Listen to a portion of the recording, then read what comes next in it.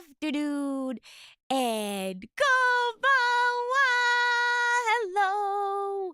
Welcome in! Hello, Demon Warrior Alex, Jub, Justin, Hasu, Buyu, Silent Owl. Welcome in. Cinnamon, Hyper, Red AR, Sang, Lifa, welcome in. One and all. And Happy Lantern Rite again. Hello!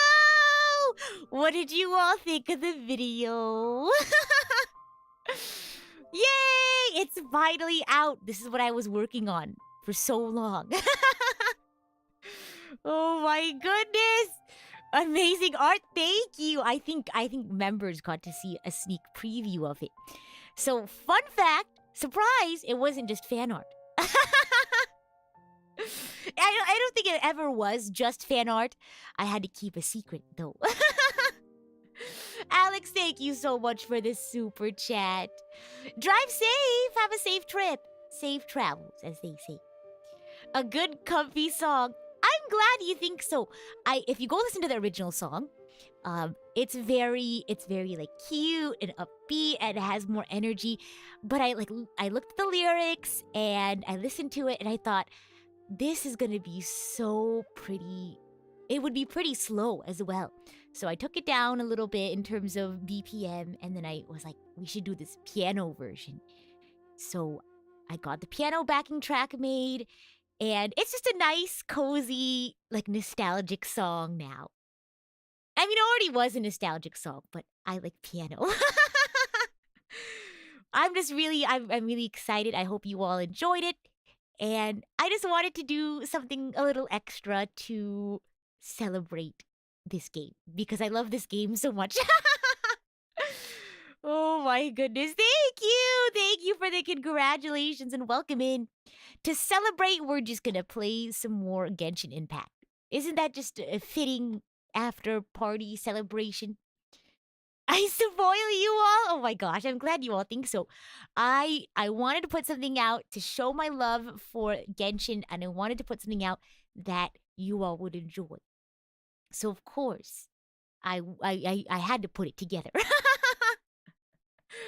Oh my goodness. Thank you. It was so fun to put together. So I got to do the artwork for that. That took me a long time. And then I did the video as well. I wanted to do... Can you all tell I've been influenced by Ditto? I don't know. I feel like ever since Ditto released, I've been... Aesthetically, I feel like I'm in this, like, nostalgic sort of, like, energy kind of aesthetic. Yeah.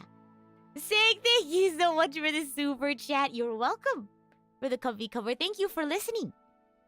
Oh my gosh, who am I going to invite during the event? I'll have to see who I do not have yet in terms of 4-star Liyue characters. We're all in our new jeans era. You all also need to be in your XG era. XG is so great. They just dropped a couple of new songs and wow, they're so great. I've been listening to Mascara a lot. By XG, I've also been listening to the XG mixtape a lot. The one with Kokona, Harvey, Jurin, and Maya. They're so cool. I've been watching their stage performances, and I love their energy. Mm-hmm. You're watching ghost videos? Oh my gosh, I need to tell you all my recent YouTube algorithm, I don't want to say obsession, but like every time I open up YouTube, they recommend this kind of video for me, and then I just end up watching it because they're actually very relaxing. It's like compilations, not compilations, but like lawn restoration. And it's a guy who just goes up to somebody in the neighborhood and he like gets to know them, and he's like, "What's your story? Like, tell me about your life." And then, you know, they'll say like, "Oh, I've been kind of having some trouble," and things like that. And he's like, "Hey, can I help with your landscaping?" And you can just see the excitement on their face because they're like, "Oh my gosh, I haven't even thought about that. Like, I've just been so busy. I'd really appreciate that." And then seeing the transformation, I really want to play more House Flipper because of it. And then like afterwards, they're like so happy and so excited. Oh my gosh, you've been getting the lawn restoration videos too. I think it's because I was watching the art restoration videos. And then I think that just naturally transitioned to the lawn restoration. Right, I feel like it's a general trend now. Yeah. I'm glad you like my Genshin cover. I'm happy to hear that. Welcome in, welcome in. Eggy says anyone else lulls themselves to sleep using horror stories? At some point, yes. I think around a Halloween time, everyone was doing like true crime stuff. So I went to bed with like true crime like videos. And it would just be like this person talking about like recapping a story. But I'd put it on really quietly and I was just listening to them talk.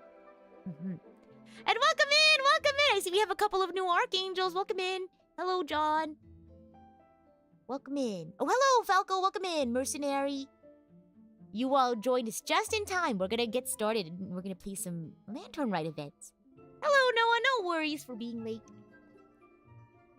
Hope you all are doing fantastic. We're going to be playing more Lantern Rite. And oh my gosh, is this Madam Ping? Oh my gosh, how sweet. Oh my gosh, so what is this one?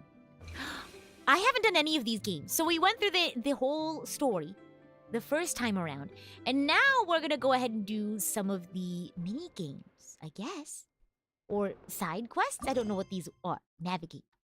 Bio had a rough day. Sorry to hear that, Bio. Hope you feel better soon. Hopefully the chilling out will help put you at ease. And let me know if the volume's too loud. I think some of the menu noises are a little loud. But at least it's not a recording of me going boop. Imagine you replace all of your Windows sounds with like me going boop. Oh my gosh, Noah says I researched trombone champ. You researched it. What did you find? What did you give us one fun fact about trombone champ. Saying thank you so much for the 5 gifted. Thank you so much. Happy Lantern Rite. Thank you for the lovely gift. Look! Our friends are here. We should talk to them. Yunjin. Oh my gosh. Okay. Now I need to get a move on and write my next song. For new folks, thank you, Sang. How thoughtful of you. Oh my gosh. Here we go. Oh my gosh, yes. Oh my gosh. I love this song. I couldn't stop thinking about it because we played it on stream and it was such a cute cutscene. I loved it so much. I went and covered it. Listen, I just couldn't stop thinking about it. You only just fulfilled one lifetime dream. Are you really thinking about your next goal already? Don't try to tell me you ain't the same way. I bet you've already thought up a name for your next opera, haven't you? Oh, that's so sweet. You know me too well, Xinyan. The Adeptus Seeking Voyage. Oh. How does that sound? Oh, man! Yeah, I can already picture it. Oh, they're so sweet. I've also got just the finishing line for it. I'll close with, and the celestial melody echoed through the clouds forevermore. Beautiful. I'm so excited. So are we going to get a Yunjin performance pretty soon? I wonder if anyone else is out and about. Do you all know, oh my gosh, do you all know the lore about these two, oh my gosh. Because you saw them, did you see them in the cutscene? I saw this TikTok and it was like, something's up with these two because they always show up. Oh my gosh, maybe they're really close. I didn't know that you liked music so much. I'm so glad I invited you here. I know it's them! Oh my gosh! Because I think they were in the Lantern Rite cutscene. And they look like they were enjoying each other's company. Here we go. Did you know they like music so much? I'm so glad I invited you here. And thank you for inviting me. Oh my gosh! He invited her to Lantern Rite! I'm gonna cry! I've never had such a great time enjoying live music. I don't know much about music, but with a person beside... Nadia! But with a person beside... with all these people around, it's been a great experience. Nadia! Oh my gosh. Romance! Oh my gosh, speaking of romance, this is a little bit of a spoiler, but I just finished the second last episode of Our Flag Means Death, and it was so cute! But then it also ended kind of sad. But during the middle of the episode was so cute. Oh my gosh. Anyway. Oh, goodness. Akari says, I know Genshin but never played before, so I'll enjoy your gameplay. Please enjoy. Oh my gosh. They were day shift and night shift guards at the bank and now they're dating. Isn't that sweet? Well, it looks like Nadia, isn't ready to confess to that. That's great. You've always been a quiet person, so I was afraid you wouldn't like this kind of event. I'm gonna cry, they're so sweet. Looks like I should keep an eye out for more music festivals like this in the future. It sounds like a Kaguya situation, oh my gosh. Oh my gosh. Wow. You arrived to hear romance? Okay, here's what happened. Yeah. Oh. I love the atmosphere. Oh, so you really like concerts, huh?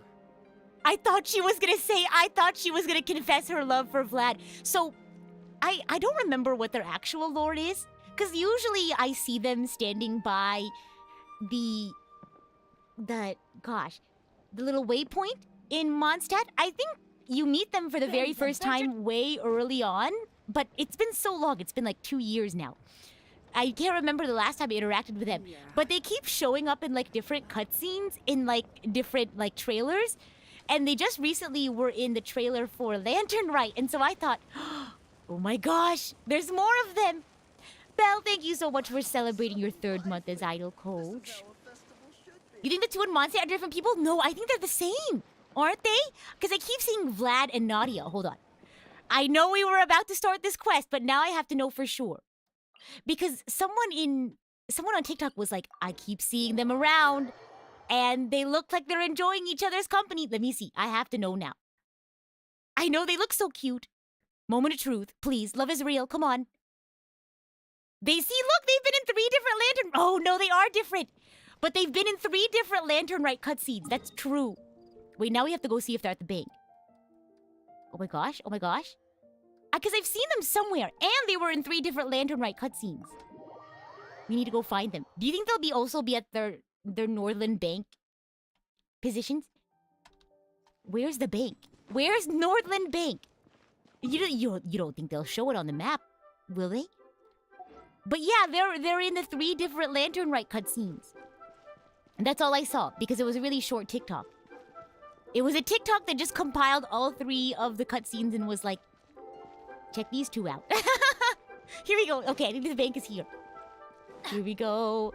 Those 2 in Mondstadt are basically Genshin News Network, always talking about what's up in the world. I'm glad that they have, like, work buddies. You know what I mean? Like, they don't go out and do work alone.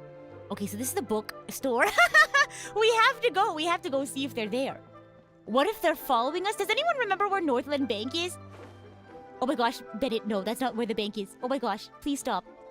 Here we go. Don't you love it when NPCs have their own thing going on?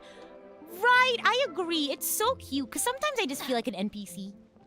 And who knows? I'm just an NPC in your world. You don't know that. And oh my gosh, hey! Should we say hi? Bye, Joe! Oh my gosh. This is so fun. Maybe we'll go look for friends around town. The Lantern Rite celebrations are getting better by the year. Such wonderful music. My roommate loves this man. Moss doesn't play Genshin anymore, but they were like, I will play Genshin again if this guy ever becomes playable. Dr. Baiju, Oh my gosh. I brought the herbs. Who are they for? The singers. Oh, of course. That's important. Performing at a music festival is very demanding. Right, it's Using upstairs these somewhere. herbs in good time will protect their voices from Oh, damage. that's important. That's important. Oh, that's why you were preparing them all night. Wow, how thoughtful. I dared not neglect the Yuhung's request. Oh. Her messenger was quite insistent name is that it Nana. should take Oh, top cute. priority. Let me double check again. This one is for... Who? For who? I'll deliver it. Oh my gosh. Who remembers the Fatui couple? We're actually trying to find them right now. So we saw them down by the bay, where the watermelons grow. But we're trying to find Northern Bank to see if they're there. Because aren't they normally there? Oh my gosh. It's upstairs somewhere. I remember that. Because I remember that from the Archon quest that had Tartaglia. New assignments, so it's Oh not my quite time gosh. to relax Is this the bank? Okay, okay. So they're not there right now. They're normally there, if I remember correctly. Let's see if they're inside. If not, I guess they just moved for Lantern Rite. Hello, Super Dark. Welcome in. Oh my gosh.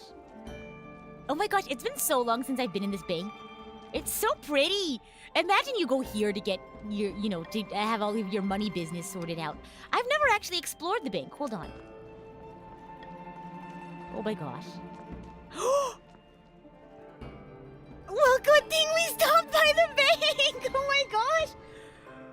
This is all my savings. This is my safety deposit box. Oh my gosh. Well, there you go.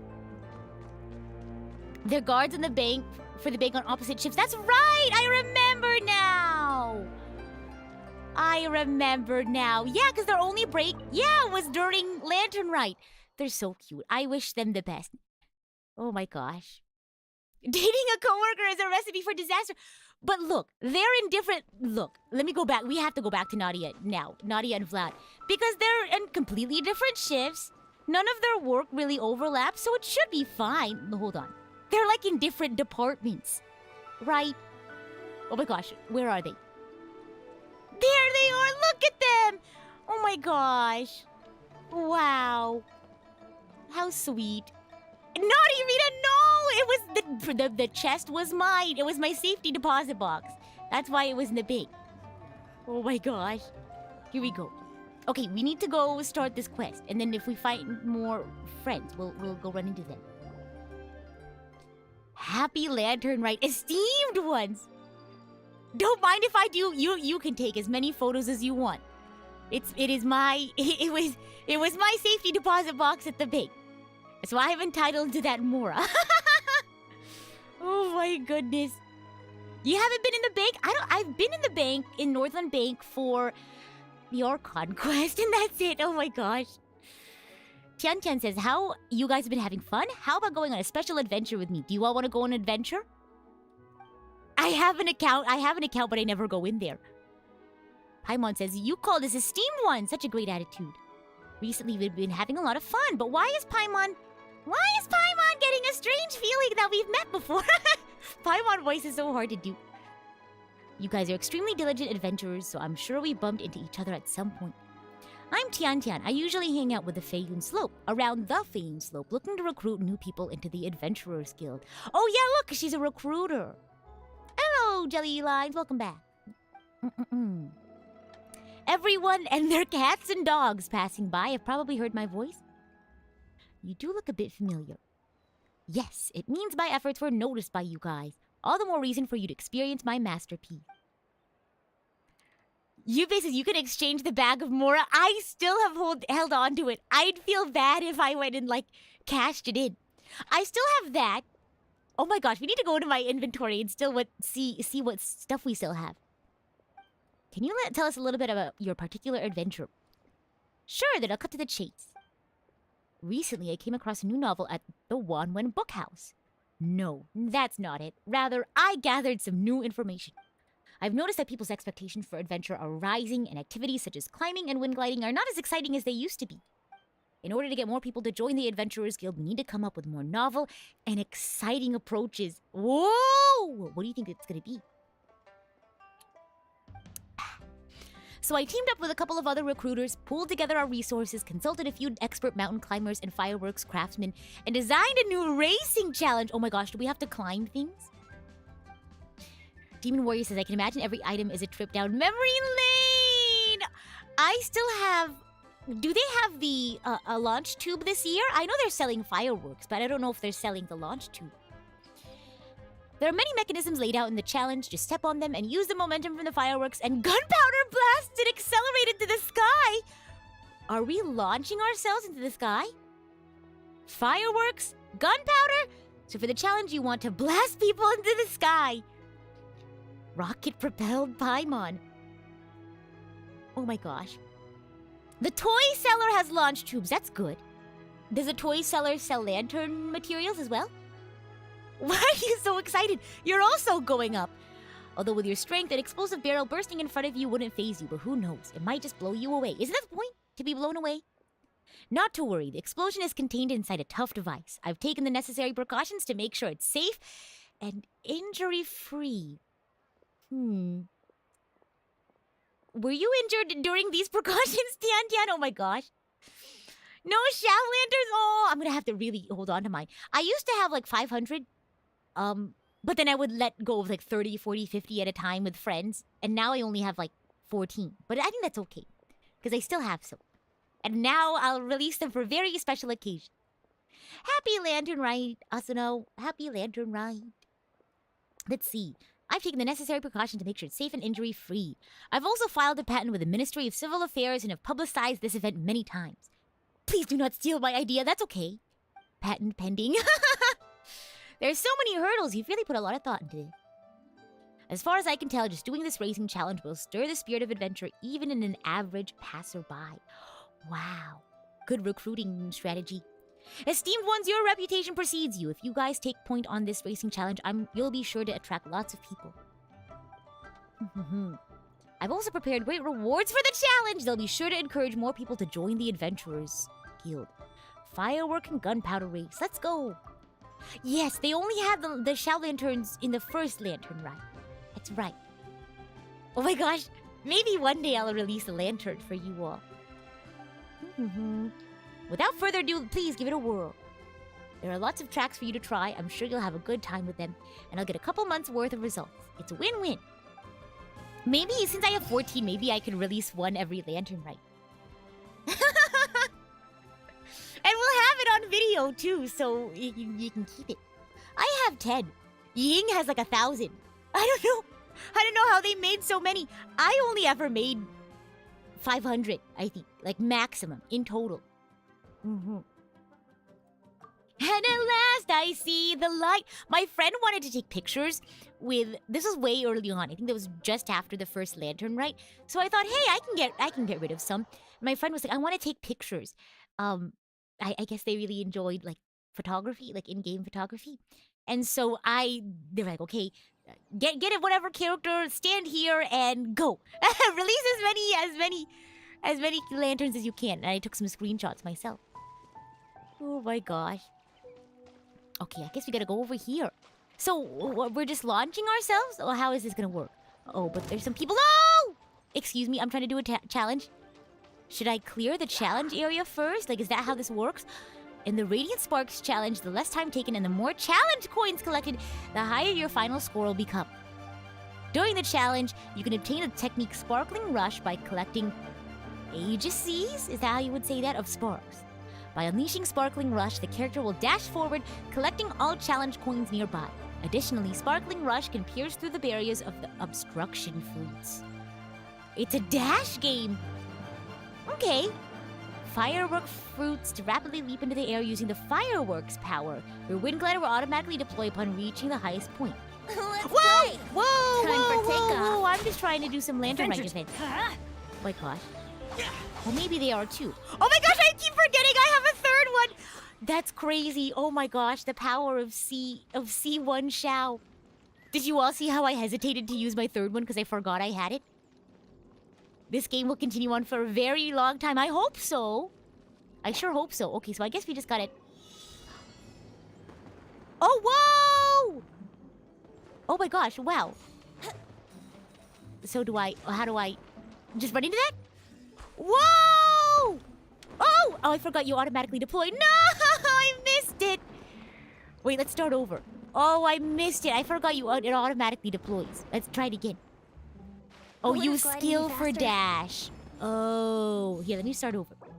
Let me go back. Oh my gosh. Okay. Oh, I should have clicked try again. Oh, I'm so silly. Go back, go back, go back. We gotta run. We have to run. To get used to that. Oh, that makes sense. I was gonna switch over to Shao and use his dash. But if we have the regular dash, I think it should be okay. Here we go. Oh my gosh, I still need to collect the oculi for Inazuma before I go to Fontaine. Oh my gosh, here we go, like that. Oh, like that. Oh, not enough uses of Sparkling Rush. And then I go like that. Whoa! Okay. Oh, I'm getting the hang of it. Oh, this is great. And then I go this way, and I have more. Whoa! Like that! How fun is that? I have to collect all the coins. This isn't bad. Oh, wow. Wow, wow, wow, wow, wow, wow, wow, wow. Wow. Wow. Whoa! Oh my gosh! Okay. I know, the number of oculi is quite a bit. Huh. Oh my gosh. Yay! Whoa, whoa, whoa, whoa, whoa. Oh my gosh. Go! And then down. Okay, whoa, there's more. Oh my gosh. I hope I got enough coins. Here we go, here we go. This way. And then I go down here. And then I go through there. Oh. Go! Hello.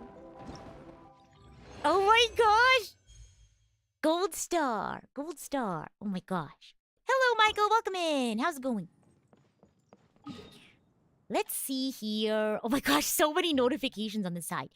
Okay, let's see. Yippee! Gold star. Gold star. Event details. Radiant sparks. Oh yeah, festive fever. Oh yeah, let's go. Let me check the store to see when the next... Because usually isn't there like 2 parts of the... Oh wow, who should we get? I think I have all the Leo at 4 stars. Let me check. Who should I get? Because I know I have constellations already of... You know what we didn't do last time? We didn't pull for Alhaitham. I have more Primo gems saved up. So we have C1 Shao. We can go for Alhaitham. And then maybe in the next Shao rerun, we can go for another constellation. Yeah, I have all the 4 stars now. Who do you think we should go for? Let's see here. Oh, I don't have any Ningguang constellations. Because I definitely have... Gosh. What do I have? Let me just go... Oh, I don't have Amber constellations either.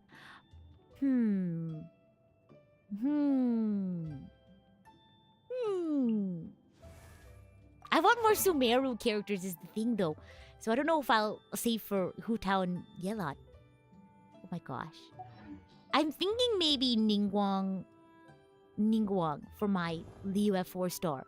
Because I think I already have a couple of Yao Yao. Or do I? Let's see. No, I don't. Who should I have as my 4 star?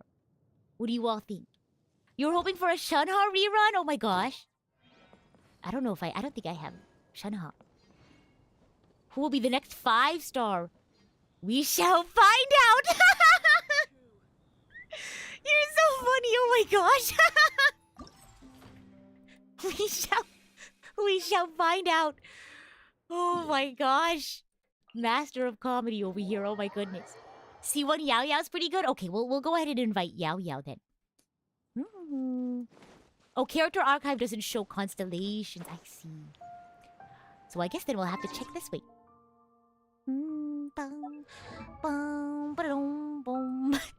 My forever exclamation point above Bennett. Oh my gosh. Let's see. Yeah, so I already have... Okay, just kidding. I have C2 Yao Yao. How about Ningguang? I see I have C1. Whoa. Gotta go. No worries, Cameron. Thanks for stopping by. Depends on what do you use them or do you use them or not? Oh, I used to use Xingqiu a lot. Actually, my old team used to be. It was Razor. Oh my gosh! Back when I was a Razor main, Razor, Mona, Xingqiu, and Chi Chi. That was that was my old team. And then I've been a Xiao main for 2 years now. Ever since his banner released. It's in my birthday. Note to self, oh my gosh. Another year of Rita's life. Are you still a Xiao main? That was the funniest part of my birthday message to myself. Oh my gosh.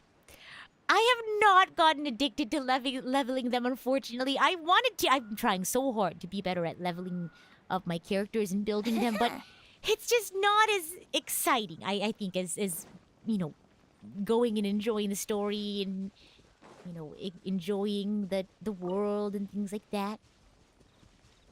What cons do I have for Xiangling? So I swapped Xiangling out for Zhongli, and I do miss having the shields. Survivability is a little bit down. So, but Xiangling offers the attack resonance, or the attack up with the pyro resonance, so at least I made up for the survivability with more attack, I guess. Forever a Xiao main. I am a woman of habit. It's hard to get rid of, you know, how I use this team. Here we go. 2G, yeah, so I don't have anyone else I would want to do Geo Resonance with. Oh gosh, let me see if I can remember how to do this. Because on my original team, there was no Geo Res. Oh no. There was no Geo Resonance on my team because it was just Zhongli. And let's see. Oh my gosh. Ah! Come on. Oh my gosh. So, because I inspected. Oh no! I inspected all of the resonances, and I saw the Geo buff resonance, but there wasn't really anyone who was a Geo that I wanted to do. Oh! It's okay, Venti likes swimming, that's okay. Oh my gosh. Oh my gosh, no! Oh gosh. Here we go. There we go. We're slowly but surely, we're gonna get there. There we go. Oh my gosh, that's a lot. Here we go. Oh! Okay, here we go. 2. Okay. Gotta aim. Gotta center ourselves. Okay, here we go. Just keep swimming. Exactly. You just gotta keep swimming. No! Not like that, Venti. Oh my gosh.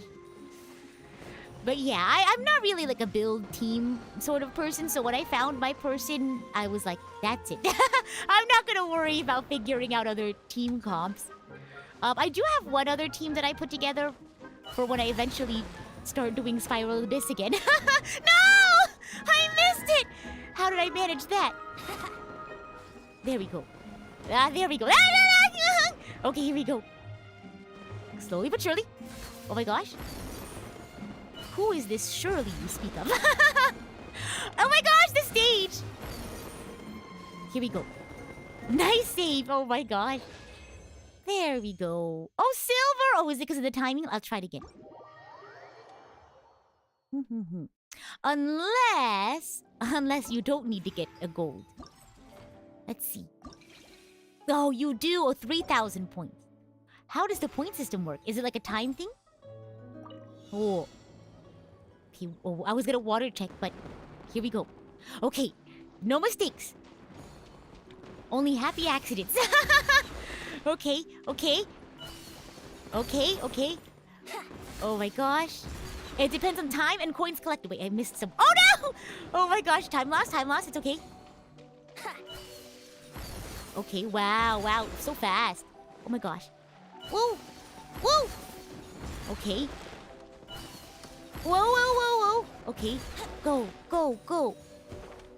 Whoa! Oh, is the stream skipping a little bit? That might just be YouTube. That's okay. I'll see if there's anything I can do on my end. Usually there's not, but hey, there's no harm in checking it out. Sometimes it does that whenever the stream is a little wonky. Okay, go down here. I found a groove. Oh my gosh, you think so? Rita's new groove. Oh my gosh. Whoa. I'm getting used to the double runs. Oh my gosh. Here we go. Go. Wow. So fast. Oh my gosh. Whoa. Careful. Okay. Woohoo! Gold star. Oh my gosh. Very nice. For you, this event, besides the puzzle one, are not that hard. Whoa! I haven't seen the other ones yet. We'll do... You think we can complete all of them in one go? Wow. Woohoo! These are easy breezy lemon squeezy. Oh, this one's close to a waypoint too. You can't start the event, oh no! What do you need to do to start this one? Do you have to do the story quest? Or are there other stories you have to complete? Here we go. Loading, loading, loading. Let's see here. Okay. And hello, Kyle. Welcome in. How's it going? Where is it? This way. Yeah, there is a quick start, if I remember correctly. They do that for the big events. You can quick start one if you don't want to do the other quests. They suggest you do the other quests for context, but if you want to start it and you haven't gone to the other ones yet, you can. YouTube is, so YouTube is having a problem, huh? That's okay. Unfortunately, there's nothing I can do on my end. I went to check it out and it doesn't look like... Whoa, whoa, whoa, whoa, whoa, whoa. Did you see that? Doesn't look like there's much I can do on my end, but... hopefully it'll blow over in a little bit. Whoa, whoa, whoa, whoa. Oh my gosh, we can use the thingamaboop. Okay, okay. We'll use that. Okay. Oh! You didn't see that! You didn't see that! Oh no, I missed some! Oh my gosh! Wait! Oh my gosh! You all didn't see that? You all didn't see that? Oh my gosh! Where's the next bit? You think that was a time loss? Oh my gosh! Here we go. Oh my gosh, there's a quest? Oh no, there's a random event. This is why I use Xiao for things mostly, because he doesn't take fall damage from any even like attack fall. He doesn't take any damage. I'm so used to falling from high places. Oh my gosh. Worthless. Okay, next one. Okay, we just gotta run into this one. Whoa. Whoa! I like how this one you can use like the thingamaboops.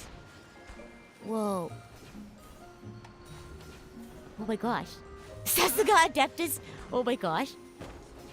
Oh wow, wow. We're going all the way over here. Okay. Hello, Sumeru. I like how they're, celebrating over here too.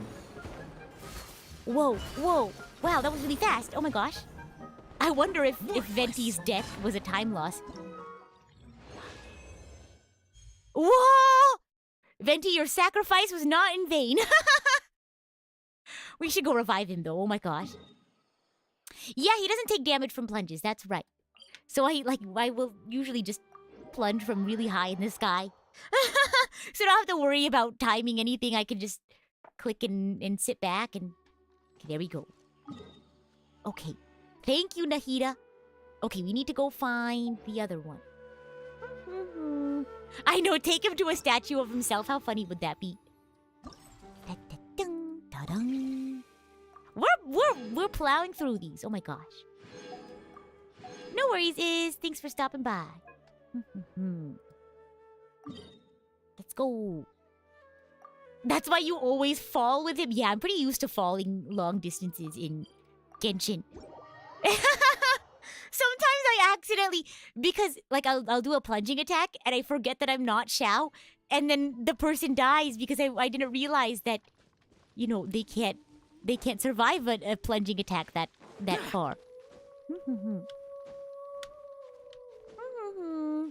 You can't get even one single 5-star. I think you'll get one in time.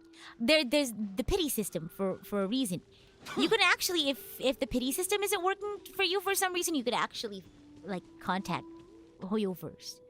And bye, Akari. Thanks for stopping by. Here we go. Also, fall for him. Oh my gosh. Doesn't everyone have their favorite characters? Oh my gosh. Here we go. Go. Okay, here we go. Let's go. Oh my gosh. Whoa!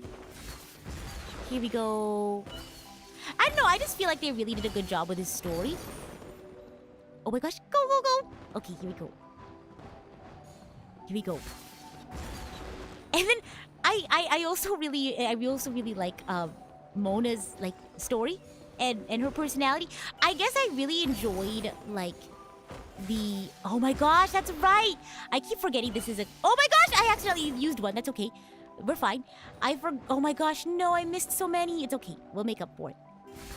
I forget that so many people didn't see that first event where Scaramouche made a cameo. Because that's where I was like, oh wow, Mona's so cool. And she became one of my favorite characters. Okay, okay, gotta Gotta make sure we do this properly. Here we go. Oh my gosh, oh my gosh. Oh. This is basically his normal skill. Oh my goodness. Okay, go! All the way to the end. Wow. This is so pretty. This event. Wow. You were surprised that Mona and Lisa don't know each other? Oh my gosh. Thank goodness. Oh my gosh. Somehow. Oh my gosh. Here we go. We did it somehow. I'm glad I got you all into the lore. Oh my gosh. I love game lore. And I need to do like a full thingamaboop about all of the really intense ancient history of Teyvat. I agree. Is it Unreconciled Stars? I don't remember the name of the event. It had a lot of really good Mona and Fischl, characterization. And I think a lot of people who don't really like Mona and Fischl too much, usually haven't seen that, event. So, wow. Oh my gosh. I feel like I have a different, view of them both. Mm-hmm. Yeah, I think cutscene replay would be super cool. I agree. I think you can... There's actually... Hold on. I think I think it's just the regular... Is it the regular Archon quest that you can go back and view? If I remember? Gosh. Is it travel log? I don't know. You can go somewhere and I think there... Maybe I dreamt this. Maybe I'm making this up. Here we go. I'm glad you all like the PowerPoint stream. Oh my gosh. If you made standalone lore videos, I have made quite a few TikToks about Genshin lore. And I also did a lore recap of the first couple of chapters. Yeah, it has the script and you can replay the voice lines too. Yeah. So, I don't think they have it for story quests, though, if I remember. Because I remember I checked it a while ago, but they only have Archon quest, if I remember correctly. 7 Archon says it's just the Archon quest / character stories log. Ah, there you go, there you go. But yeah, it's... Some of the... oh my gosh, it's kind of silly how often I forget that a certain quest wasn't, part of the Archon quest or wasn't part of a story quest. Oh my gosh. And hello, Bearson. Welcome in. Welcome in. How's it going? We're playing through the Lantern Rite events. And we're just chatting. Just hanging out. We should probably start all of the quests. And then we can do however many. That says Honkai is a little weird for that. Because MiHoYo does some chapters be playable and others not. You know, in Tears of Themis, they do something similar, but they only do the big, what's it called? They only do the big events. So, they have, I think every, 6 months or so, they have one big event where they make SSR cards for all 4 of the main leads. And they have it so you can replay those. So, the last one that I played before I stopped playing Tears of Themis for a while was Shadows of the Tomb. And I went back and I saw that you can replay that story, and then there's another story you can replay, which is a story that happened while I was away, I guess, from Tears of Themis. Oh, here we go. Here's the next little puzzle. A performance going on at the North Wharf. This notice is so vague. It doesn't say what the show is or who's going to perform in it. Paimon wonders where the location is, but if we can't find it, we could always ask people in the street. There's a lot of people there. Paimon also sees it. Whoa, so many people are gathered there, maybe just for the show. Let's ask around. Is my Cyber Angel name a Honkai reference? No, it is not. Well, you'll have to ask Captain. Captain gave me my code name. Jingxing says, fortune and health, peace and wealth. Hello! Is there going to be a performance here soon? Yes, there's going to be a paper play. Oh! Are you guys here for it too? So this opera is called Paper Play. Oh. A Shiki raid? Really? Oh my gosh! We'll wait patiently. We'll keep going for we'll keep continuing the quest. Oh my gosh, in the meantime, everyone say hello to the raiders. Oh my gosh. No, paper plays and Liyue operas are not the same thing. Why not? We could have some music. Ching Xing, the show is about to begin. Be quiet or you'll affect the performance. Uh-oh, shh. Quiet in the house, quiet in the theater. Sorry, as for the paper play, you'll know when you'll see it. There's actually a game I saw on, like, a Nintendo Direct, and it was very similar to this one. Oh my gosh, Bayu says, I forgot to tell you, I showed my mom your model. She loves blue-white color combos and angels. Oh my gosh. Thank you. Tell her she's cool. Tell her she's cool. She's very nice for saying that. Thank you. Honored guests, we will be performing Brave Beard today. Oh my gosh. I was just watching Our Flag Means Death. Before the show, if you want to head to the restroom or grab a beverage, now's a good time. Oh, you hear that? And hello, Raiders! Welcome in! Hello! Welcome in. We'll do a quick raid screen. Just a quick one. Nothing too crazy.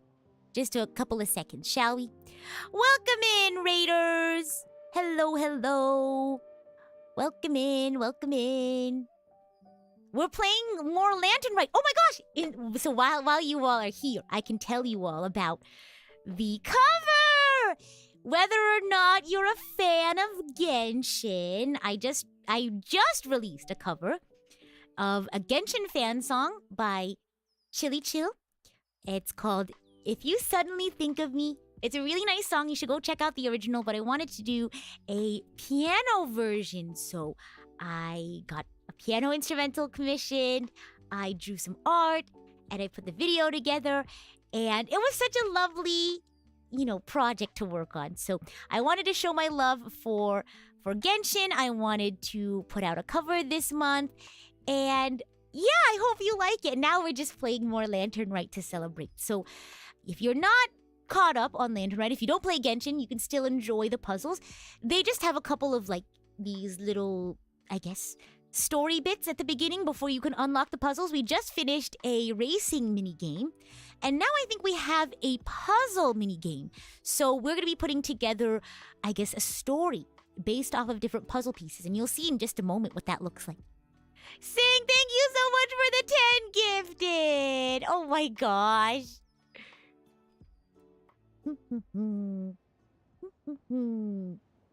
Shiki isn't a fan of Genshin. That's okay. I know for a little bit people kept making the Goro joke for her, so I understand. Pretty reasonable. Oh my gosh. Yingong says, we will wait for no one when the show begins. Uh-oh, I hope everyone has their snacks. Did everyone have a bathroom break? Yingong's gonna start the show without you all. So this performance is actually called Brave Beard. But Paimon's never heard of this story. I know the story of Blackbeard. I was just watching Our Flag Means Death. You've never played Genshin, but you really want to? Don't have a PlayStation and it's laggy on your phone? No! Do you have a computer? Perhaps? Oh my gosh. Have you tried the graphic settings on your phone? Hoshang says, shh! Everyone, shh! We can still hear you even at a whisper. Keep it down. You can talk during intermission selection. Wow. How polite of the kids. Paimon, not so much. Intermission selection. Oh my gosh. The story of the Brave Beard is quite long. In fact, it'd be too long to do it all in one go, so Yingong will let the audience pick which scene they want to see during an intermission. Ching Xing, I'm trying to listen to the play! Oh, I won't butt in anymore, I promise. So, dear guests, what part of the Brave Beard story would you like to see today? Would you like to see mountain bound or worshipping adepti? Maybe exorcising demons or ascension, like the Mass Effect book? As long as you can name it, I can perform it. You thought the puzzles this time around were quite puzzling? We're about to start one right now. I want to see the Brave Beard fight monsters. He's so handsome and wins every time. Oh my gosh. You've seen worshipping adepti and exorcising demons so many times already. Haven't you gotten tired of it? I want to see the part where the Brave Beard goes home to see his sister. You feel like a kid again watching the paper stories? The Brave Beard has a sister? How have I not heard of this? Uh-oh. More new Bravebeard lore just dropped. I definitely haven't seen that before. How impressive. Not many people would request Homecoming. After all, only the real fans know about it. Uh-oh! Let's not gatekeep... Is it not Blackbeard? What was it again? Bravebeard. We're not gonna gatekeep Bravebeard. Everyone's a fan in their own way. All right. Just in time for a lantern rite. We will not perform the plots featuring monsters. We shall spin a tale of how lovers end up together. A story of love! I hope you all like romance. There are 3 characters who shall appear in this scene, aside from our Bravebeard, with whom you are familiar, of course. There's also a lonely girl named Yibing. I thought that said vibing. And an honest gentleman named Nanfang. Here we go. Do you understand any of this? Paimon's still confused. So this is a story about a guy called the Bravebeard, right? It looks like there's a lot of supporting characters as well. Are you all excited to do the puzzle? I wonder what it's about. But so far, there's only one performer on stage. And there's a folding screen. How is it gonna work? Hey, someone here has never seen a paper play before. Someone in the back asked how I, a lone performer, can be in different places at once and make this performance work? Well, our paper plays may not be as exquisite as Liyue operas, but we certainly have our own distinctive flavors. Yuzuru said this puzzle had them thinking. Oh my gosh. We'll see. Oh my gosh, I'm nervous. As you may know, the characters in Liyue operas are portrayed by real people in the flesh. The actors in our performances, however, are portrayed with paper figures pasted on silk. And Liyue operas take place on a large wooden stage. The stage for our performances, however, is but a paper screen on a wooden shelf.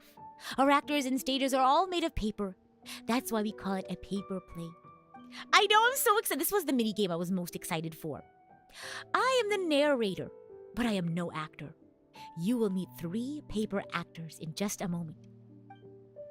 Yingong, I don't think they know about the Bravebeard either. Would it be okay if you introduce them to the story? You know, the one you always start with.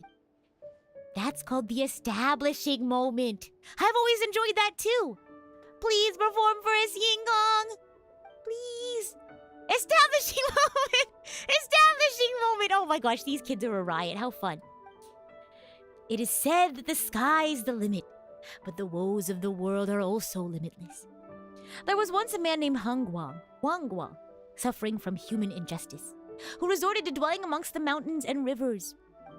By chance, he became a disciple of an adeptus, changing his appearance and grew a black beard. Thus, he... Why? I'm confused. Shouldn't the line of logic be he grew a black beard, thus he is known as Blackbeard? I was about to say that. Thus he is known as Bravebeard. Imagine instead they said he has a beard that looks very brave. At the behest of the Adeptus, he struck down monsters and scared off demons with his sword. The Bravebeard trained for many years and finally acquired the philosophy of the Adeptus. Right before he returned to the Adeptal abode, he was summoned to recall the past. Hello, Israel. Welcome to the stream. It turned out that he still had an attachment to the common folk society, where he still had a sister at home. The poor sister, Yibing, was now alone and helpless. She thought that her brother had lived a miserable life and never imagined that he would return home. As to what happened next, I shall show you right away. Hey, don't just stand there, clap! Bravo! I'll clap. Yay! Is there a rule about when we should clap? Oh, okay. It's like in the symphony, when you're watching a symphony and there's like different movements and they pause. You're not supposed to clap between movements. Although sometimes people are going to the orchestra for the first time and they don't know they're supposed to do that, so it's okay. You learn pretty quickly, though, that you're not supposed to clap between movements. It's like an etiquette thing. Thank you all. We're supposed to continue the show, but I can tell that these 2 guests are still a little perplexed. Is there a sign? Maybe this is just something I know from playing music. So in between movements, there is a long pause. So a lot of people would think, oh, this is my time to clap. But you have to watch the conductor, and if their hands are still up, that means they're going to continue playing. Sometimes they have to flip their pages. Usually they keep their other hand up still while they flip pages. But if you see that they're still like in ready stance, I guess, ready to conduct, that means they're about to prepare another movement. And if you're not sure, you can look at the program and see like, oh, okay, we're on the Adagio or we're on the Allegro. And you can see, but usually when they put their hands down and, everyone in the orchestra also relaxes and they put their instruments down, that's how you would know that the whole piece is over. It is a little tough because sometimes there's really long, like, symphonies. Like, there's like 45-minute long symphonies sometimes, so it's hard to tell when a piece is really over. Allegro always makes you think of Phoenix, right? There's an anime on Netflix. It's called, oh my gosh, Vampire something something. And one of the characters is named Allegro. Isn't that interesting? Because I think it's because like they're all like named after, all the vampires are named after musical terms or something. And welcome in. Orchestra terms still going. I highly suggest, if you've never gone to see a symphony, please go. It's such a lovely experience. And if you're not familiar with classical music, you can go to a Pops concert. I've been to lots of wonderful Pops concerts. I've also been to like movie orchestras where they will play the orchestral score underneath the movie the entire time. So you can watch the movie and you can occasionally see the orchestra behind the screen because they're playing the music, the background music live. It's really great. Astone, thank you so much for celebrating your 5th month as Idol Coach, and you too, Mia. Thank you. Oh my gosh. I think it would be better if I asked these two to volunteer from the audience by coming forward and assisting me in directing the scene. Whoa. Oh my gosh. Sounds like a great show. It is! Oh my gosh. I highly suggest you go to one of those. But if you can't find one, maybe you can just go to a regular orchestra. It's still a fantastic experience.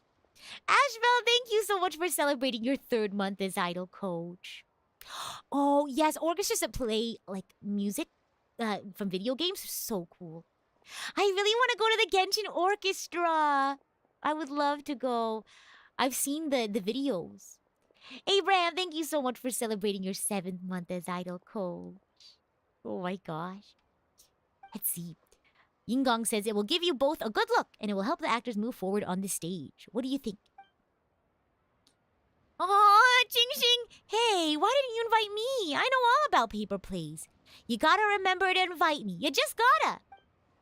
You've been up there too many times already. Quit making a fuss and enjoy the show. That's fine by me. Help direct the scene? That sounds so novel. It's also fine by Paimon.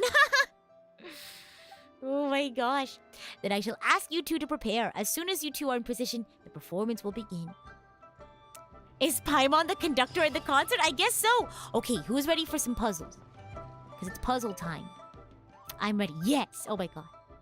What if you could play in a Genshin orchestra concert?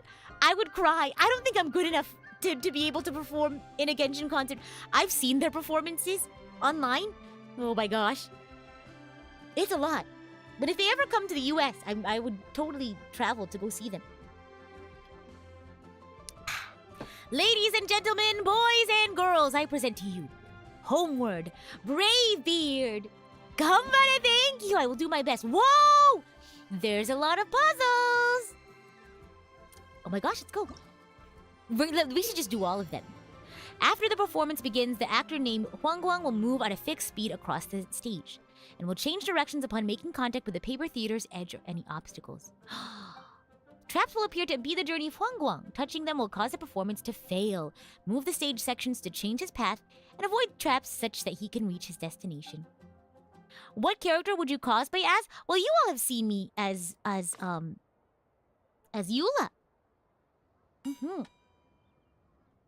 And bye, Salamer. Thanks for stopping by. Oh, that was a tutorial, wasn't it? Performance time 7. Interesting. Oh no. Oh, restart performance. Hold on. Can I move him? Can I go like this? Oh no, bye. Oh my gosh. What is this? Oh, it's an obstacle. Okay. Can I move? Oh, wait, restart. There we go. Confirm. Support? What? No, I'm fine. No support. Click anywhere to begin.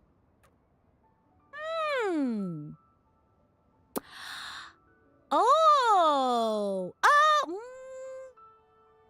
Detective Rita on the case. Will he... Wait, I'm confused. I already forgot. Will he turn around? Change directions. Okay. But he can't touch that. Gotcha. Okay. Gotcha. That makes sense now. Woohoo! Nice. Oh my gosh, how fun. Okay, I forgot you could turn around at the walls. Locked? Oh, I guess. Oh. So you can't move that one, but I'm wondering if you can. I'm wondering then if he can. Go. There we go. Brain activating, oh my gosh. I'm assuming it gets much harder. Oh my gosh. I know, I love the art style. Look, it says Yibing, your brother's home. Oh my gosh! Huangguang can leap from an upper level of the stage to a lower level via gaps, but if he falls through a gap on the lower level of the stage, he will fall off the stage, which will result in a performance failure. Interesting. Da da da dum bum bum bum bum bum bum bro. Oh no, I messed up. Dum ba dum. Oh, there we go. Yay! Treasure. The time of reunion is brief. Wait, what was that? What was that thingamaboo? Was that like a door? Is this like Pitfall? I don't know, I've never played that. I think that's a wall. Oh. How fascinating. I'm thinking.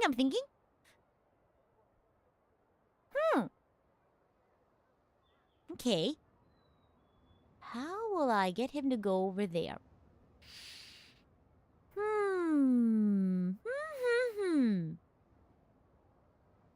Interesting. Let me think about this. Because he can't go there. How fascinating. Oh, I remember now. I forgot that that's a wall. Oh my gosh.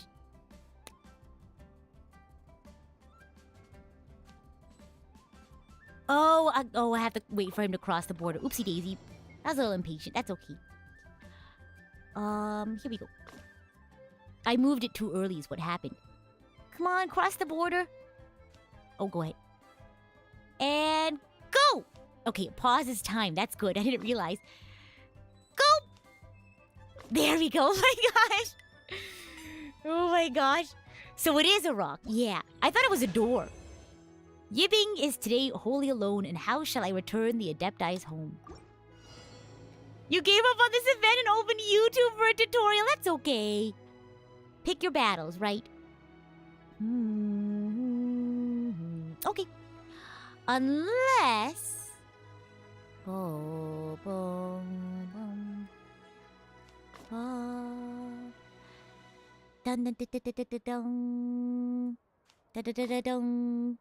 Here we go.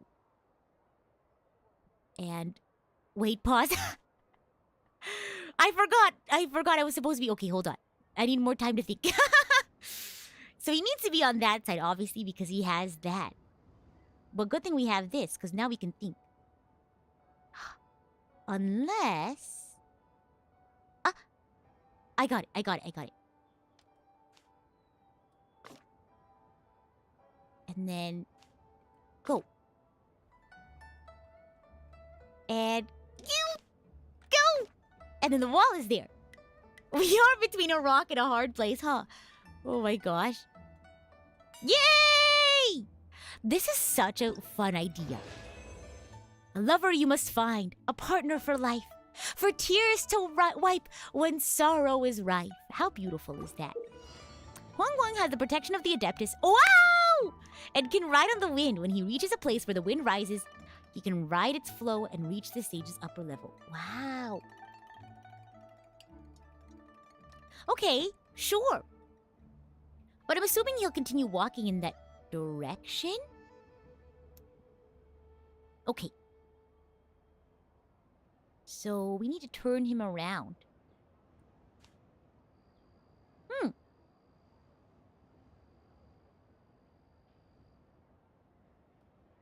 Oh. Okay. Okay. Here we go, here we go. And then when he goes here, I'll... Boop! There we go. And hello, Miranda, welcome in. How's it going? How's it going? I know, it's like Venti's skill, isn't it? Yay! Woohoo! To eat and rest under oak and birch, across the world to earnestly search. Wow. Certain gaps on the stage come equipped with extra boards. Use the mechanisms on the floor to control whether a gap is open or closed.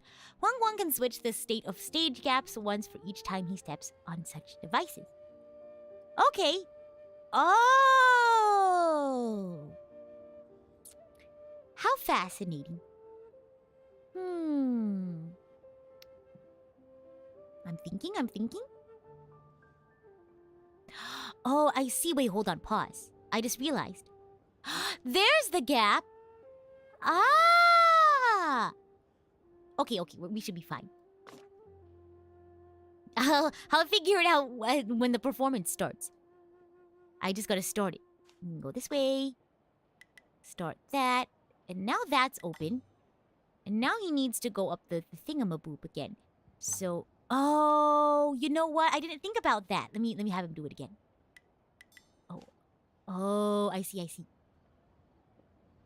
Okay, pause. Boop! Okay. Think, Rita, be fast. Okay. And then we'll bonk him again backwards. And bonk! And then... Wait, no. You're supposed to walk over into this. Here we go. And then... Pause. Oh, but how is he gonna... close the gap? You know what he needs to do? Oh, he needs to turn the other... Oh, no. This should be fine. Because the wind will bring him the other way again. Like that. There we go. Oh my gosh! Wow! I will have to say, it says you need good timing for this. I will have to say, I think it helps that it pauses whenever you click a box. Alone I walk through the wilderness, but light steps fear not long treks. Wow. Oh boy, here we go. Dong. Oh my gosh, how many of these are there? My brain is already hurting. Okay. So. We need to open up that thingamaboo. But if we go here, he could get hurt. So we need to go up here first. Sounds like a plan. Boop. And then, but he needs to fall down.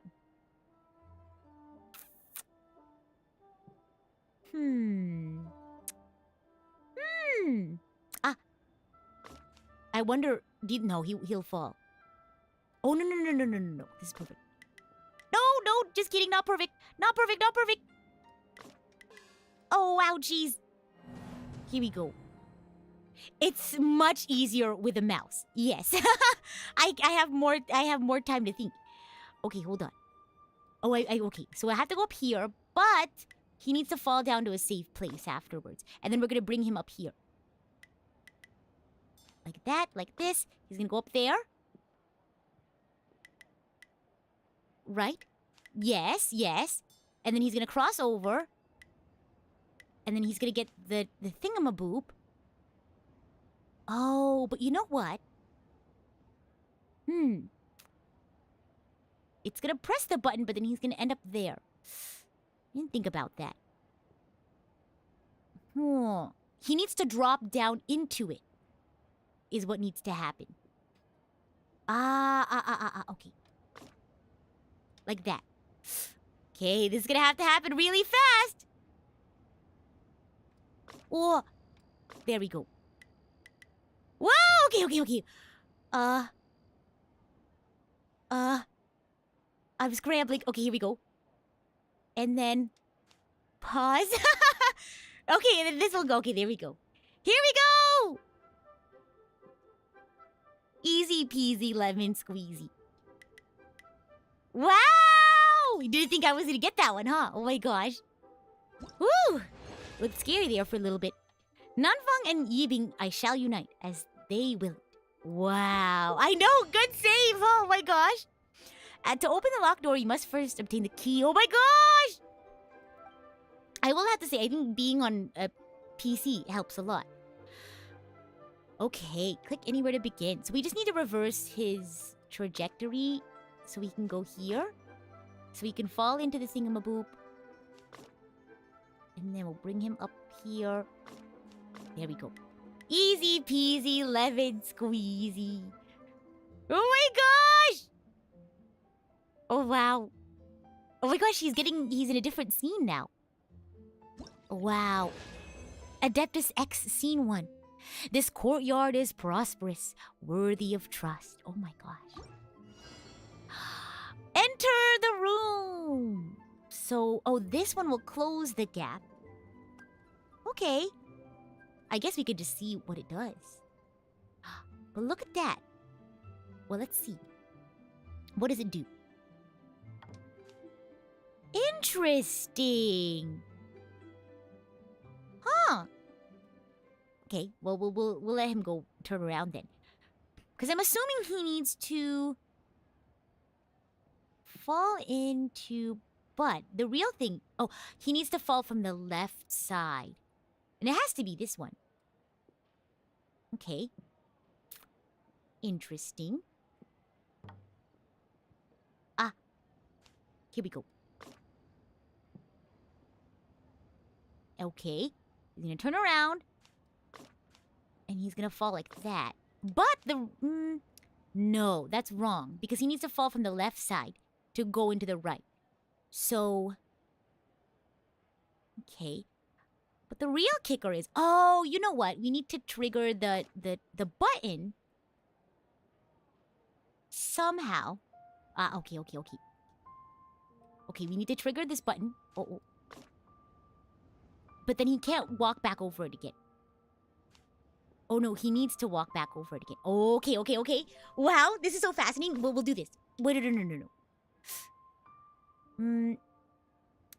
Because it needs to already be closed when he's walking from the left. Okay. I know what we need to do.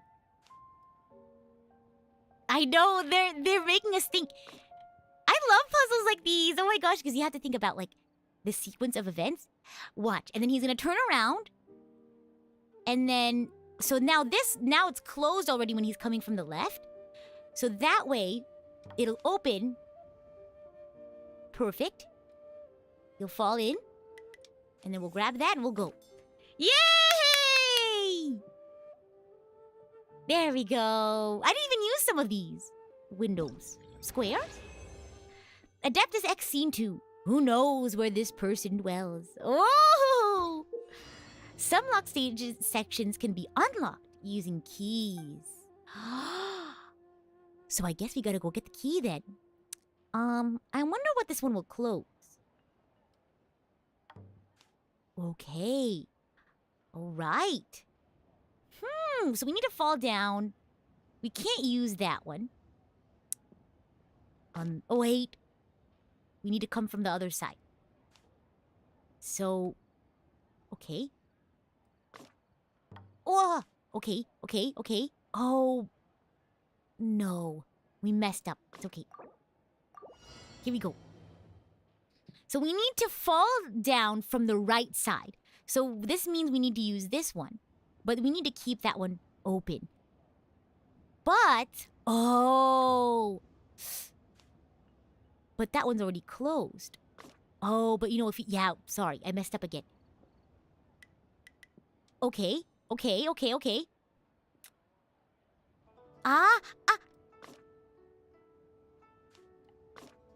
There we go.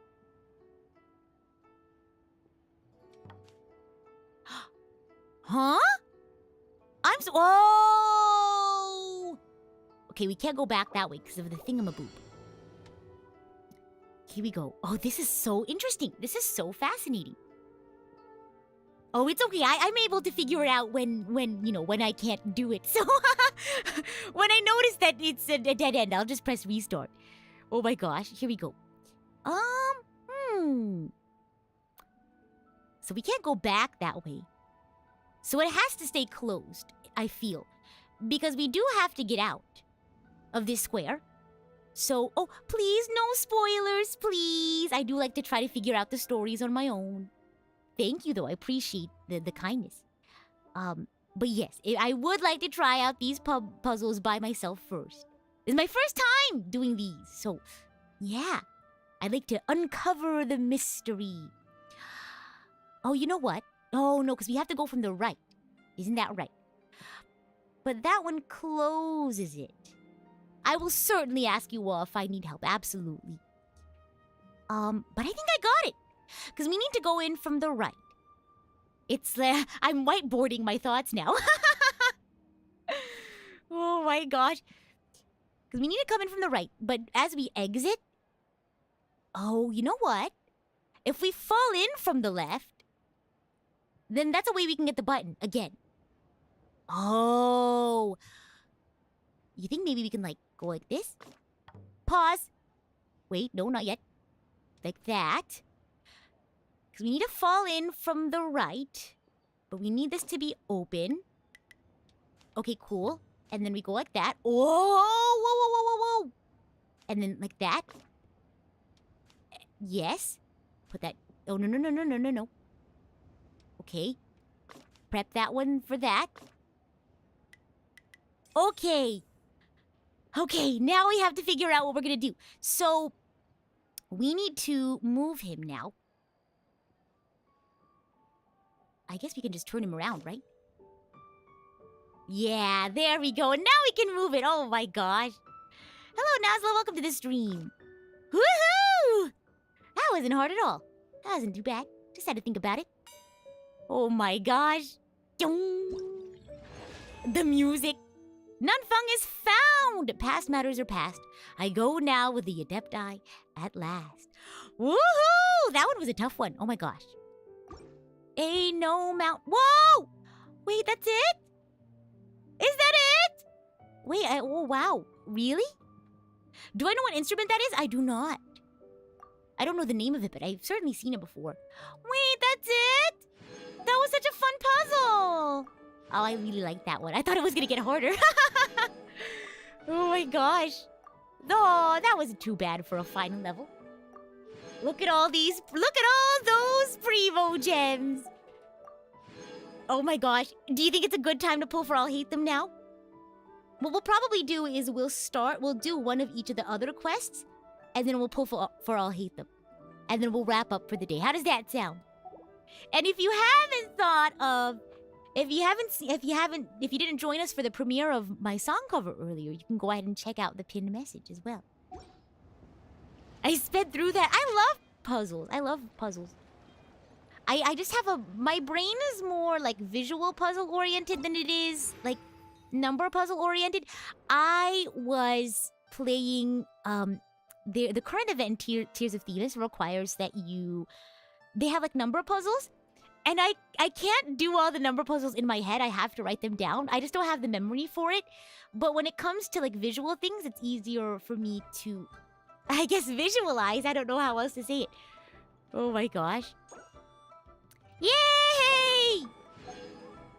Whoa. I also haven't decided who we're gonna have a higher constellation for, because we already have C2 Yao Yao. We have C1 Ningguang. Hold on. We have to check. Hold on. Event details. Have I done I'll Hate Them story quest yet? No! But if you want, we can do that together next week. I want to play more Genshin next week. I really want to get caught up with Genshin more. I feel like there's so many things I need to do. Wow. Okay, we'll do one of each of these, and then we'll pull for I'll Hate Them. Have I seen Summer Wars? Could I do the number puzzle? No! The one at the very beginning, I absolutely could not. The one where the guy, like, stayed up all night to solve? No, I don't think I could. He was also a math whiz, wasn't he? I mean, I'm not bad at math, but when it comes to puzzles, I do prefer visual puzzles over number puzzles. It's easier for me to visualize in my head. If I do a number puzzle, I have to use pen and paper to figure it out. Da-da-dum. Oh, I have to finish the quest? Okay, I'll come back. Venti! Hello! And Kazuha. This is such a cool ship. He was number 2 in math. He was number 1. Makes me want to sing out loud. Kazuha, how about I stay here and be the ship's resident bard? What are my prospects? Venti seems very excited. With your level of artistic finesse, I'm sure nothing will go wrong. Oh, hello, sir. But I'm afraid the sailors aboard are not the most versed in the arts. Oh. They probably wouldn't understand the deeper meaning your poetry Venti holds. visiting all the Liyue animo boys. Now, technically, they are. You can't say that for sure. Poetry is spur-of-the-moment creations. Anyone viewing the same sights and experiencing the same atmosphere would surely understand. No. There's a port in Mondstadt too, but Oh. I rarely get the chance to board any of the ships. No. Speaking of ships, everything's perfect about this one. What's the port city in Mondstadt? Hmm? Because I know there's Cider Lake, but what's the port city in Kazuha? Mondstadt? Yes? Could you tell your captain that my height says nothing of my age? I'm way past drinking age. Oh my gosh. How often That's does so one get silly. to enjoy a seafood feast on a Baby-faced ship? Venti. Relatable It'll content. Be a real shame if there isn't anything stronger to enhance Oh my the gosh. food. Pretty please. Pretty please, oh my gosh. There's not much I can do about that. Dorman Port. Oh, it's north of where we can go. I figured because I haven't seen it. It's not because Captain Beto's not on the ship right now, but Yula and because there's Yanthe no room reference it. for Oh. negotiation on this matter. Even I have to sit in the no drinking zone The every no time. drinking zone? Why? Why is there a no drinking zone? Rum is rationed. Oh, I see. But I don't get drunk after just a few sips. Trust me, I can hold my liquor really well. Oh my gosh. Venti is a heavyweight. Oh my gosh. What are those tier lists? Tier list of ranking the Genshin characters based off of how well they can hold their liquor. Where do you think Venti would rank? Talk to Hui Xin. Oh my gosh. Here we go. The sound of the ocean waves. Let's see. If you all were on a pirate ship, what would your role be? I think I would like to be quartermaster. Mm-hmm. About yay high. Thank you for the visual. Eggy says, are there any substantial differences in the male and female player character? So whoever you choose, the other person you will see in cutscene. I think that's like the biggest thing. Also their voice lines, so you'll get to hear one person or the other in combat or in, they're the person you will see in cutscenes. So that's pretty much it, I think. Yeah. Engineer, clean the poop deck, master of arms, cannoneer, gunloader. Oh my gosh, are we gonna be the bread heist pirate crew today? We are the pirates who don't do anything. We'll sit at home and lie around. Oh my gosh. Hello, Nick! Shin impact. Ow! Oh my gosh. We were talking about what role we would have on a pirate ship. What would you be on a pirate ship? I said quartermaster. What would you be? Huixing says, long time no see, Rita and Paimon. Happy Lantern Rite. Wait, what did I say? Rita just called us out. What did I say? Oh my gosh, I forgot. Oh, that you all are pirates? Oh my gosh. Nick says he'd be Captain Obvious. Captain? You hear that? Nick's the captain. Oh my gosh. Scurvy prevention officer. We have to go. You're gonna go hunt for oranges. I'm assuming then. Very important. There is an episode in Our Flag Means Death, and the guy goes up to Captain Bonnet and he's like, Captain, we need to go find some like oranges. We need to go find like some fruit. And he's like, why? And he's like, scurvy. And the guy was like, are your teeth supposed to fall out? Oh my gosh. It's a really funny show. It's really cute, dude. It's really sweet. I love the whole crew. They're all so sweet. What if the Normandy is a pirate spaceship? That would be so cool. But then Shepard would get a demotion, is that what you call it? Because she'd go from being commander to being captain. Because captain is the highest, right, rank on a pirate ship? Mm-hmm. And my Noah, thanks for stopping by. Happy Lantern, right? Ooh, Crow's Nest would be super cool, but I feel like I'd be super afraid of the heights. Da-da-dum, dum. Oh my gosh, did they decorate the ship? I didn't even notice. She wanted her brothers and sisters on duty to feel like they were at home for the festival. That's so sweet. Oh my gosh. Beto's so sweet. Not only that, but before the Lantern Rite, the captain gave each of us a bonus and organized several big feasts. Oh my gosh, Beto's so great. Nick says, we sail the seas, make it sound pretty, we raise the flag, and intimidate with a little marketing. We don't like to cut out ye tongues, but words must be gold, and our presence platinum in fear. Yarhar! Everyone say Yarhar! Oh my gosh. I'll be in charge of the marketing. I am the quartermaster.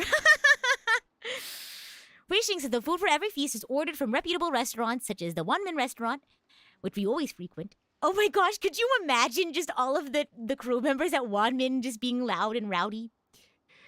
Yo-ho, yo-ho, it's a pirate's life for me. Which we always frequent in Shinue Kiosk and Liuli Pavilion. Shiver me timbers, arg, matey. Oh my gosh. Paimon wants to check those out too. A bonus and a feast. That's great. Beto is such a good boss. Oh my gosh, you all need to go watch Our Flag Means Death. It's so fun. Paimon had no idea that Beto also had such an eye for detail. Actually, the captain has always been meticulously keeping the fleet's affairs in order. Not only do we crew members get paid very well, but during past Lantern Rite, she's also prepared gifts for our families. Beto, are you hiring? Do you have a 401k insurance as well? You have 401k? Do you have insurance? What else do you have? Do you have paid time off? Oh my gosh. Do you have sick leave? Before, the captain got some business information from the Tianquan on how to improve management strategy for the Crux. The revenue of the fleet has soared, so the captain has also increased our pay. In this way, the crew will be in tip-top shape for any challenge. Wow. We should have a pirate stream? Oh my gosh. You think I could be a pirate? When the new recruits hear about how well the Crux fleet treats its crew, they'll be extra motivated. Challenge?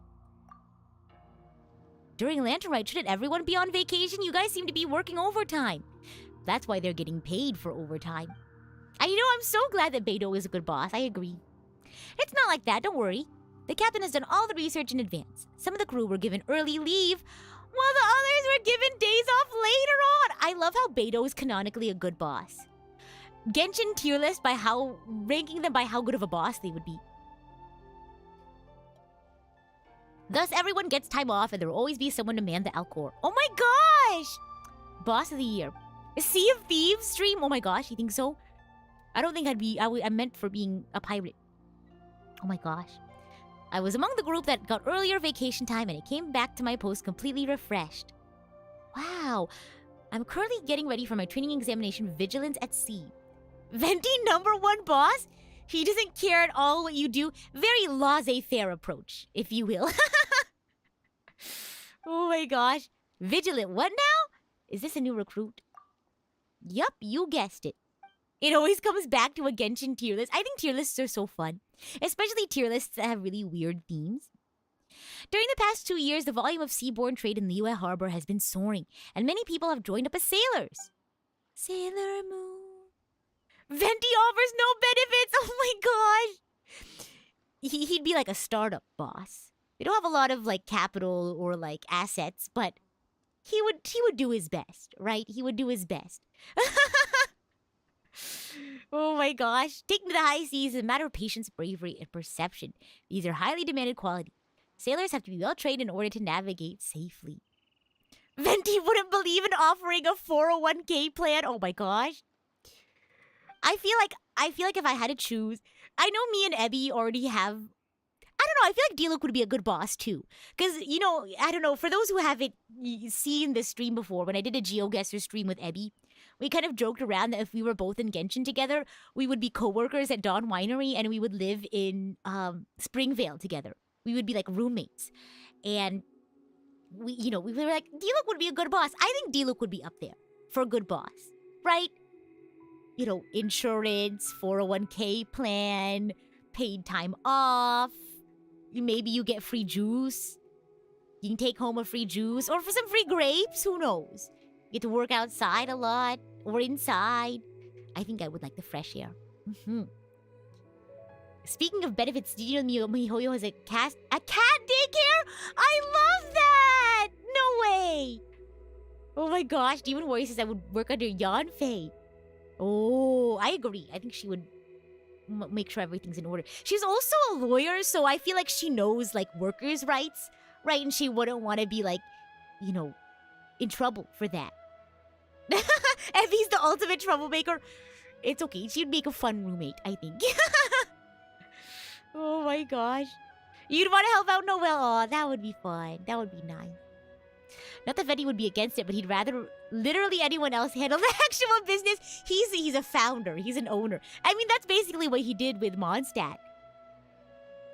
And Jean. Oh my gosh. Jean. Maybe I would work under Jean. I think I'd be more worried that, like, she's overworking herself. But I feel like she's the kind of person who wouldn't want to put that on other people. You know what I mean?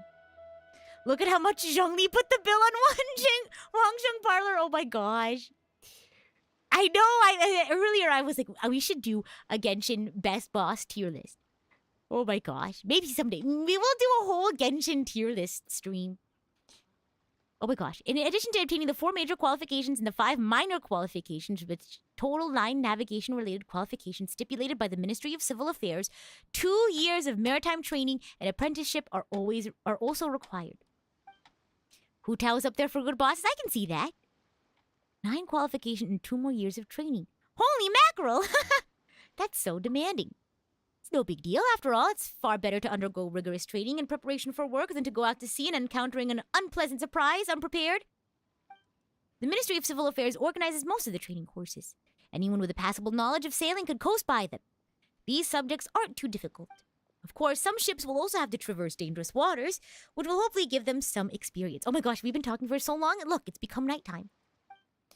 Given the experience of the Crux fleet in dealing with rough sea situations, we and the Ministry of Civil Affairs have organized an intensive navigation training program. Uh-oh. Navigation training! Uh-oh! Could I see Xiao as a boss? No, I don't think so. I feel like... I feel like Ganyu would be a better boss. Of the Adepti, I feel like Ganyu would be a better boss. Yeah, I feel like you don't need to be extroverted, but I think you do need some level of interpersonal, like, skill. If that makes sense. Like you don't have to be an extrovert. You can be introverted. You don't have to be super... You don't have to go out of your way to, you know, be super talkative or anything. But I think there is a certain level of interpersonal skill that you need to have as a boss. So, I don't know. I don't think Xiao would be a good boss. I think Ganyu might be a little bit better as a boss of the Adepti. I don't know. I feel like Ganyu is similar to Jean in that I don't think she would push that sort of work onto you. Like, because she does work overtime. She doesn't really understand the concept of work-life balance, but I don't think she would push that on others, if that makes sense. Like, she wouldn't expect you to work overtime with her.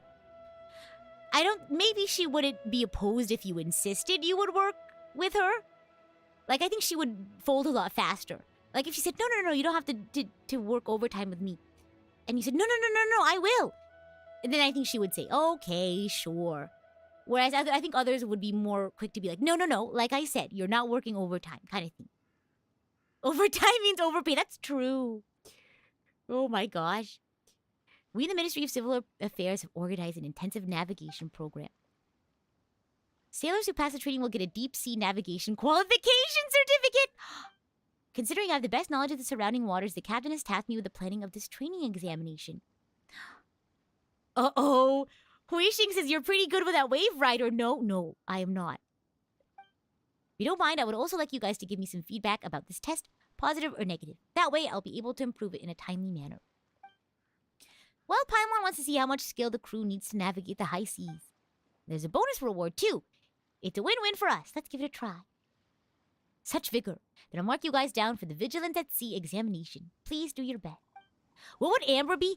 See, now I really want to know. So now we have to do the tier list. Vigilance at Sea has both a multiplayer Billowing Waves mode and a single-player Tranquil Waters mode. We obtain all rewards by completing challenges in either mode. Vigilance at Sea has 3 stages. Before each challenge begins, a stage will be chosen randomly. View gameplay details for the rules of the different stages. Here we go.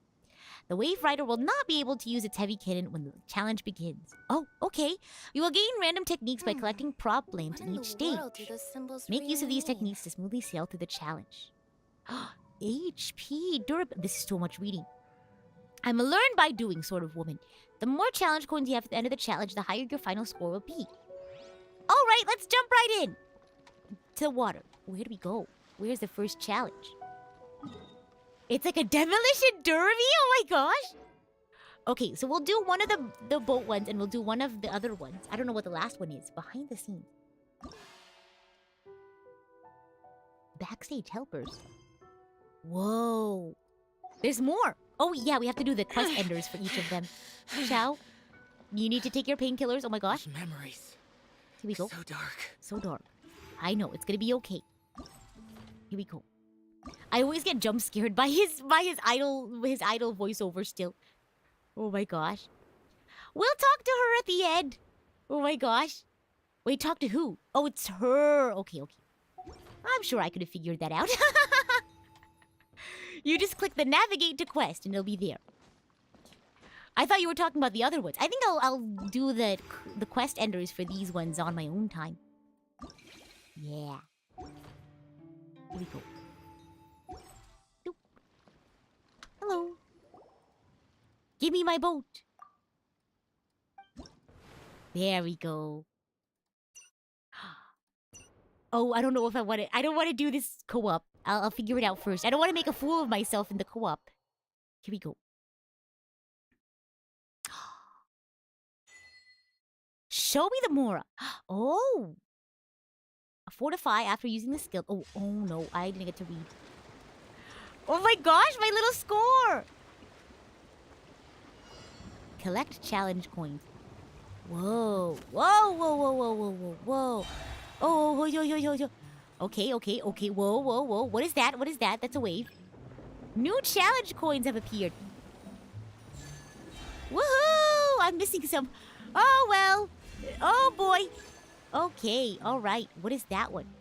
What is this E? Oh my gosh, I can't navigate. Oh, no. A dangerous vortex has appeared. Oh my gosh. Oh, boy. Oh my gosh. Okay, here we go. Ah! Here we go. This way.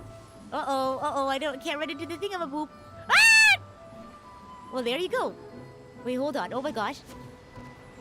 It's okay. I just suffered one loss. Oh! Okay, here we go. Come on. This is tough. Hello, JB. Welcome to the stream. Oh!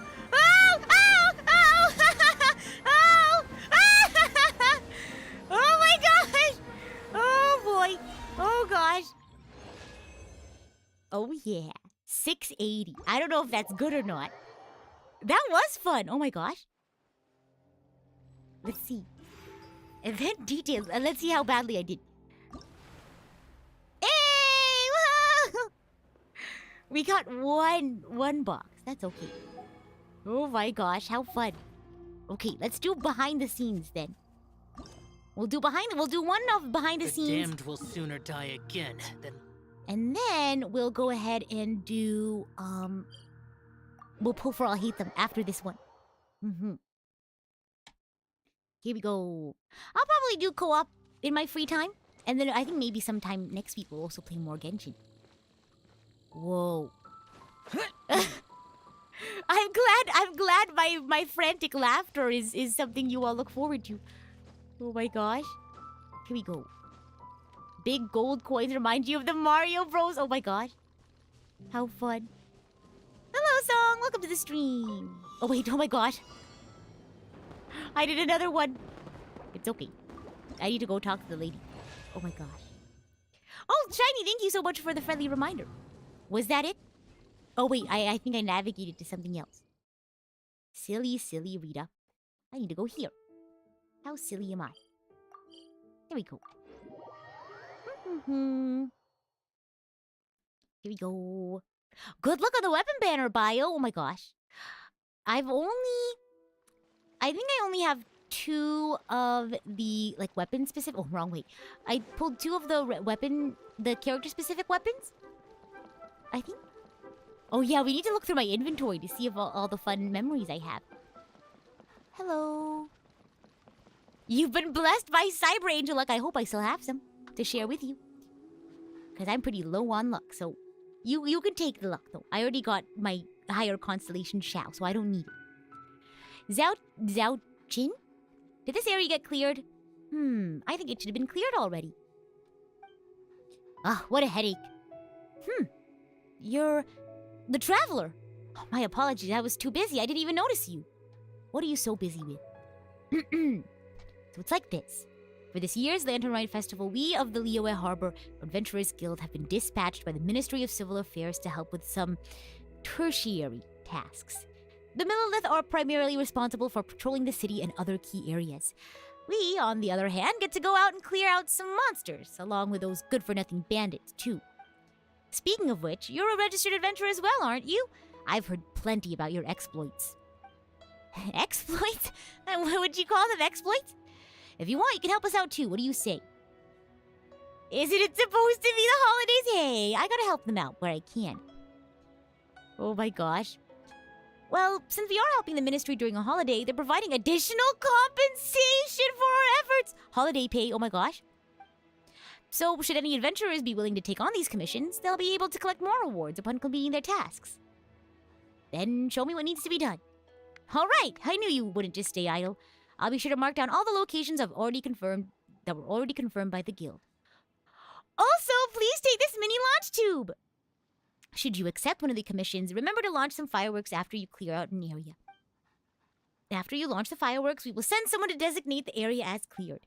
And then we will adjust the overall plan in accordance with the areas that have been cleared. That sounds pretty strategic. Yeah, this is the Lantern Rite Festival after all. We can't let anything go wrong. People are more tense than a stretched cord right now. Never mind this for now. I'll go take a look at the situation. Need to make a report to Lan later. All right, let's go! Complete digging dirt. Uh-oh, digging dirt. Oh, here we go. Are you all ready to dig some dirt? It's like Holes, the movie Holes. All I know is that they were digging holes in that movie. That's all I know. I asked someone, I was like, is that really all they do in the movie? And they said, yep, that's pretty much it. Defeat 9 opponents. Like in a given amount of time? Or how does this work? Oh, I forgot. Useless. Oh my gosh, I forgot that Wouldn't gliding be faster? Oh my gosh! The Brace fact that I have yourself. 3 of the thingamaboops now is crazy. Think you Because can get now away? I have more elemental particles. Everybody Oopsie. stand back! Evil conquering. That was not where I wanted to put that. Oh wow! Worthless. It's the big guy. He's really strong. Worthless. Whoa! Whoa! Wow. Oh my gosh. Pick these up. Pick these up. Does that mean we get to have a Holes watch along? Oh my gosh. Whoa! Whoa! Oh, is it one of those things that... Oh, yeah. I love it when they do that. How kind. Oh wait. I missed it. Might as well, since we opened up the wind current. How many of them are there? You think? Go! Through! Oh. Well, that's okay. Missed opportunity, I guess. We'll take the long way there. A bunch? Oh, okay. We'll do one more and then we'll roll for Ahito. Here we go. Da-da-dum. Oh, 3%. Oh, yeah. We'll finish this set then. That's what it is. Eat this! Eat this. Yummy in your tummy. Time for takeoff. 3%. So we'll finish this set off. Perfect. Useless. That's our plan. That's our plan. Whoa, sir. Whoa, sir. Sir. Let's play. Be careful. Don't be me. Mhm. Whoa! Think Here we you go. can get away? Oh my gosh. Teamwork is dreamwork. Teamwork is dream. Disappear. Disappear. Oh my goodness. Wow! Da-dum-dum, ba-da-bum, ba-dum, ba-bum, ba-bum, bum, bum. 3% remind me of cooking something. Oh my gosh. Whenever I hear like sets, I think of like workout. Like however many reps per set. Yeah. Your potato phone could never have this graphic. That's okay. I used to also be a mobile player. And I remember when I first switched from mobile to PC, I was like, I don't know how anyone plays it on PC. The controls are so confusing. But once I got used to it, as opposed to being on mobile, because I was so used to mobile. I think someone's gonna show up there later. Then I was like, I can never go back to doing mobile again.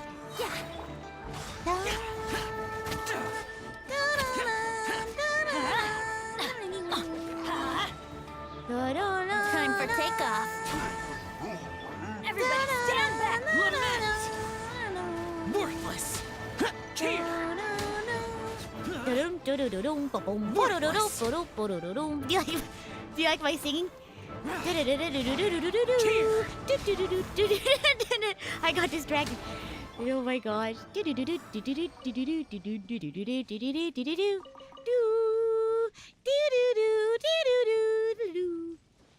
Here we go. Wow. Alrighty. I think it is now time to roll for I'll hate them. And then we'll go ahead and wrap up for the day. How does that sound? Oh my gosh. And we'll definitely be playing some Genshin next week as well.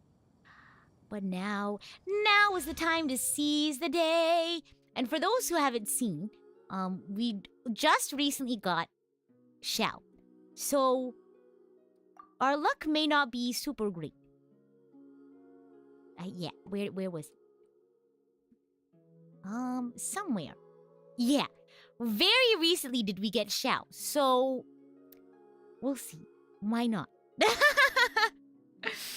Oh my gosh! Okay, here we go. First 10 pull. At least then we build pity for next time. Right? Right. So we already walked away from this banner pair with a C1 Xiao. From a 0 constellation Xiao. So Prism Gotcha power! Wake up! Oh my gosh. Oh my gosh, here we go. Here we go. Oh, you think it's Yao Yao? Or another Xinyan? Why not both? Oh my gosh. How fun. Oh my god. Here we go. Here we go. Goodbye, my primo gems. Okay. Yunjin! Oh my gosh! We know which 4 stars we don't need to invite this time. Shogun! Oh my gosh! Please watch over my pulls. We're trying to get Alhaitham right now. This is our second 10 pull. So, last stream, thank goodness. Thank the Archons. Venti came home. Not Venti. Xiao came home. I thought about Archon instead. We were successful in getting a higher constellation Xiao. But now we're trying to get Alhaitham. So with Shogun watching over us, we can do this. Here we go. All right. Come on home! Woohoo! It's okay. That's all good. I apologize in advance. No need to be sorry. Oh my gosh. Oh my goodness. I'm sure we'll be fine. If not luck, we do have quite a few primo gems, so hopefully it'll be okay. Here we go. Go. That's okay. It's okay. Purple stars are still cool. Whoa, it's a weapon. 4-star weapon. It's one of the catalysts. Ah, okay, I know this one. I have perception. Da-dum, da-da-dum. Here we go! Oh boy, here we go. Ba-dum, ba-dum. That's okay. It took me a second to figure out if it was pink or yellow. Oh my gosh. We've gotten so many Shinyans now. Oh my gosh. How many are we into pity now? Oh my gosh, I think we have 2 more. Shinyan! Dot, dot, dot. Okay. I think we have 2 more 10 pulls. What do you all think? What are the odds? What are the odds? Here we go. Oh boy! Oh gosh! If anything, we at least built up our pity for next time. Oh, what is this one? Ah, okay, Favonius Greatsword. Oh my gosh! Okay! 1 more! This is it! This is it! It's game time. Here we go. Who could it be? Oh my gosh! Moment of truth! Let's see if we get... Okay. We don't know if it's gonna be Alhaitham though. It could be Diluc. Shogun says dot dot dot! It might be Diluc, or Jean, or Tainari. But remember, we welcome anyone with open arms, okay? We don't turn anyone away from this household, okay? Smiles on our faces! We gotta welcome them home, because everyone's welcome. Here we go. Are we gonna go one by one? We are. Here we go. Oh, Chi-Chi! It could be Chi-Chi. Oh my gosh. That scared me. Oh my gosh, my heart stopped. Yunjin, welcome home. We're so happy to have you here. Diluc heard you say he was a good boss. Oh my gosh. I said I think he would be a good boss. Here we go. Oh my gosh. I already got Shao, so it's okay. I already got Shao this banner. We're fine. You know, I don't have Tainari. That would be really cool. That scared me. Oh, be still, my beating heart. Oh my gosh. Here we go. You all jinxed it. Oh my gosh. Well, you never know. We could still get another 5-star. Oh my gosh. Whoa, Beidou! Whoa! Welcome home, Gigi. Oh my gosh, we have a higher constellation. Oh my gosh, who said it was gonna be Diluc? Oh my gosh, I also have one of these lying around. That's a good roll though. Yeah, we got a lot of 4-stars too, huh? And check this out, we also have a higher constellation Ningguang. Well, that means we're not gonna pull for Ningguang in the thingamaboob. Let's take a look-see here. Oh my gosh. Wow. You know, I used to have Chi-Chi on my team. Look, see, look, friendship level 10! 1, 2, 3. I have so much to thank Chi-Chi for. Look at this. Boom. Wow.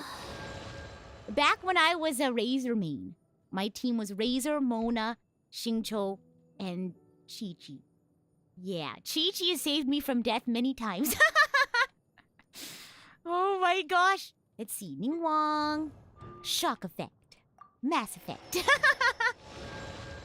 Oh my gosh. Beidou and Ningguang came in a pair. Oh my gosh. Thespian Gallant. And more. Myriad. How do you say this? Is it mine? Oh yeah. Chi-Chi's an absolutely great healer. She was my healer when I was a Razor main. For such a long time. Wow, loyal and kind. Oh my gosh, I'm gonna have to use Yao Yao. I have so many constellations. Wow. Win some. You win some, you lose some. Oh my gosh. How fun is that? How fun is that? Well, I think that's all we have for today. think we're all lantern right out. Let's see how much time we have on these events. How much longer? We may finish them next week and do some more next week too. 9 days. Oh, absolutely. Maybe next time we'll finish up some of them. Maybe I'll do some on my free time, and if I have any left, we can go ahead and play some on stream together. But otherwise, I think I have a lot of stuff I need to do. I need to do the I'll Hate Them story quest. I also need to collect a bunch of oculi in Inazuma and Sumeru. So there's plenty of stuff we need to do. So if you want to hang out, we have more Genshin next week. We also have another stream tomorrow. We have an episode of Archangel Radio. So if you want to listen to a cozy radio show, you're more than welcome to tune in. We have ID joining us for tomorrow. And you'll just have to tune in for my schedule for next week as well. Shogun says, I haven't had much time for Genshin lately. But is that the new Dendro? Dendro daddy guy, he's a scholar. He's not a father. He has no children. Let's see. He does not have any children. He is a scholar. Let's see. Not that you can't be both a scholar and a father at the same time. But he is not a daddy. He does not have children. Let's see. Where is he? Oh, wait, I don't have him. It's in Character Archive. I'm sorry. I'll play you I went to the another wrong one. Character Archive. There we go. But- Wow! His outfit's so cool. Wait. Huh? No. Does he have a little keychain? Wait! Does he have a little thingamaboop on his keys? Kaveh is the child? That's so funny! Oh my gosh. They are so funny. Like, I love the four of... Did you all see the trailer where they were all playing Genie's Invocation? The four of them are so fun. Like, I love how they all get along. Oh my gosh. Well, get along. Kaveh and I'll Hate Them don't seem to get along sometimes. Oh my gosh. Huh? Oh yes, Kaveh's keys! Let him in! He's locked out! Oh my gosh. He really said, oh, whatever. That's so sad. Oh my gosh. How funny. Yes, he is the new character. He is new Dendro character. Super cool. I like his outfit. Although I wonder how his jacket stays on. Take a look at that. How does this... Sir, how does your jacket stay on your body? He probably has, like, coat hooks somewhere, right? Do you think he ever properly wears his coat? I think it would look super cool. Wait. No. Oh, magnets! There you go. Power of anime pro tag. Oh my goodness. Safety pins. Oh my goodness. Well, that's that. I think that's all we're going to do for Genshin today. So if you want to tune in for more streams, we have a cozy Archangel Radio episode tomorrow. It'll be a nice cozy hour or so. We'll have Idy as our guest. So if you want to get to know Idy, please do tune in tomorrow. But aside from that, do stick around for schedule for next week, which I usually share at the end of the week. If you haven't gotten the chance to check out the cover of If You Suddenly Think of Me, whether you're a Genshin fan or not, I'm sure there's something to enjoy. I just released it. I premiered it actually right before stream started. So check out the pinned message if you want to see that. Right But now, if you're heading I wish I out for was the sitting day- at the top of a tree, looking out I'm gonna over let a Venti meadow, finish. cider in hand. Okay. If you're heading out for the day, I hope you have a wonderful rest and a wonderful rest of your day. But I think it's time for some Super Chat reading! Let's go!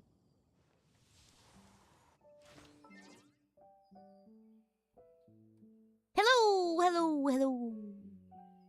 Welcome. Oh my gosh, chat's thinking again.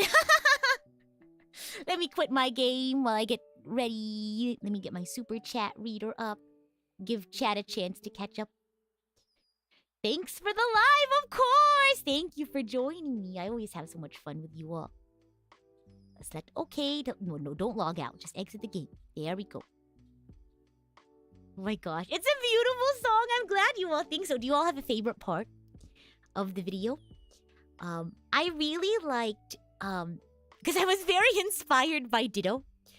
By New Jeans, as you can tell.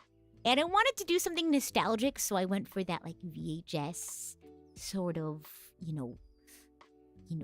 energy, aesthetic, vibe, whatever word you choose to use. I went and got the font too. The Helvetica Neue Light Italic, or the Helvetica Neue Italic Bold. So it looks like like old captioned VHS. Oh my gosh. I know the song is super heartwarming. It was so fun writing the English translation lyrics. Because it's originally in Chinese. So I went and wrote English version lyrics for it. And it was really fun to put together. I wanted to, because it was going to be a solo song.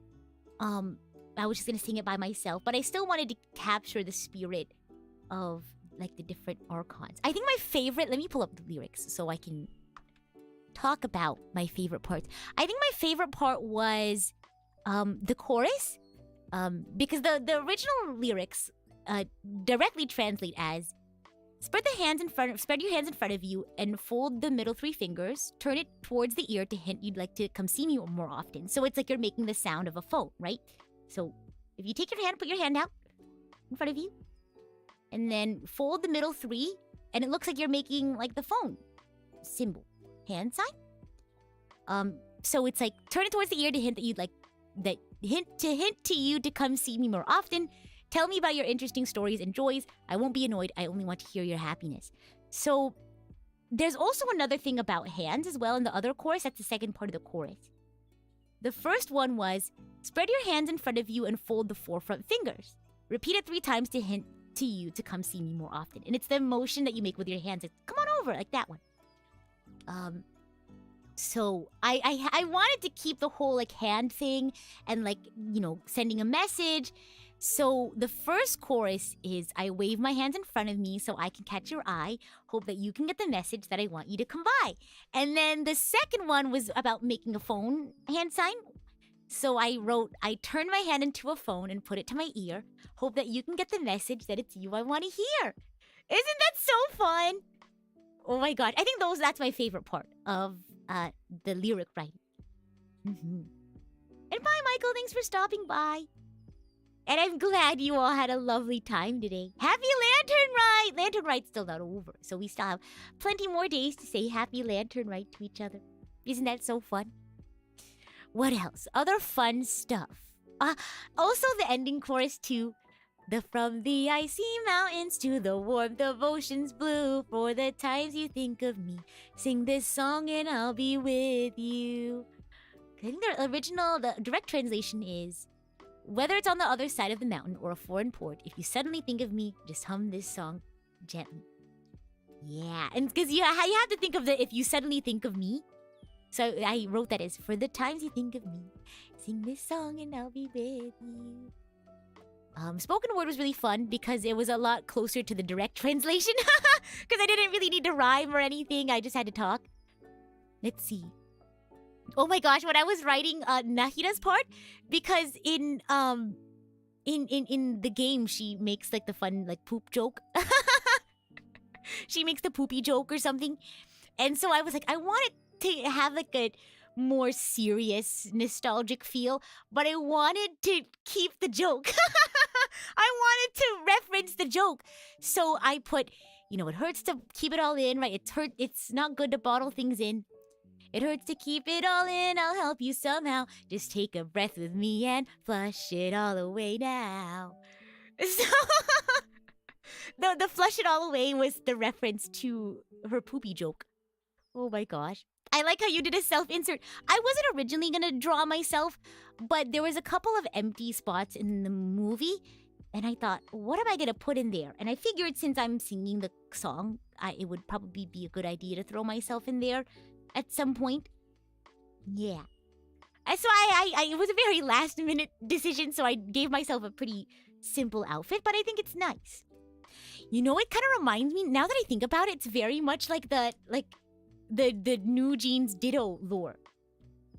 Let me see if I could explain.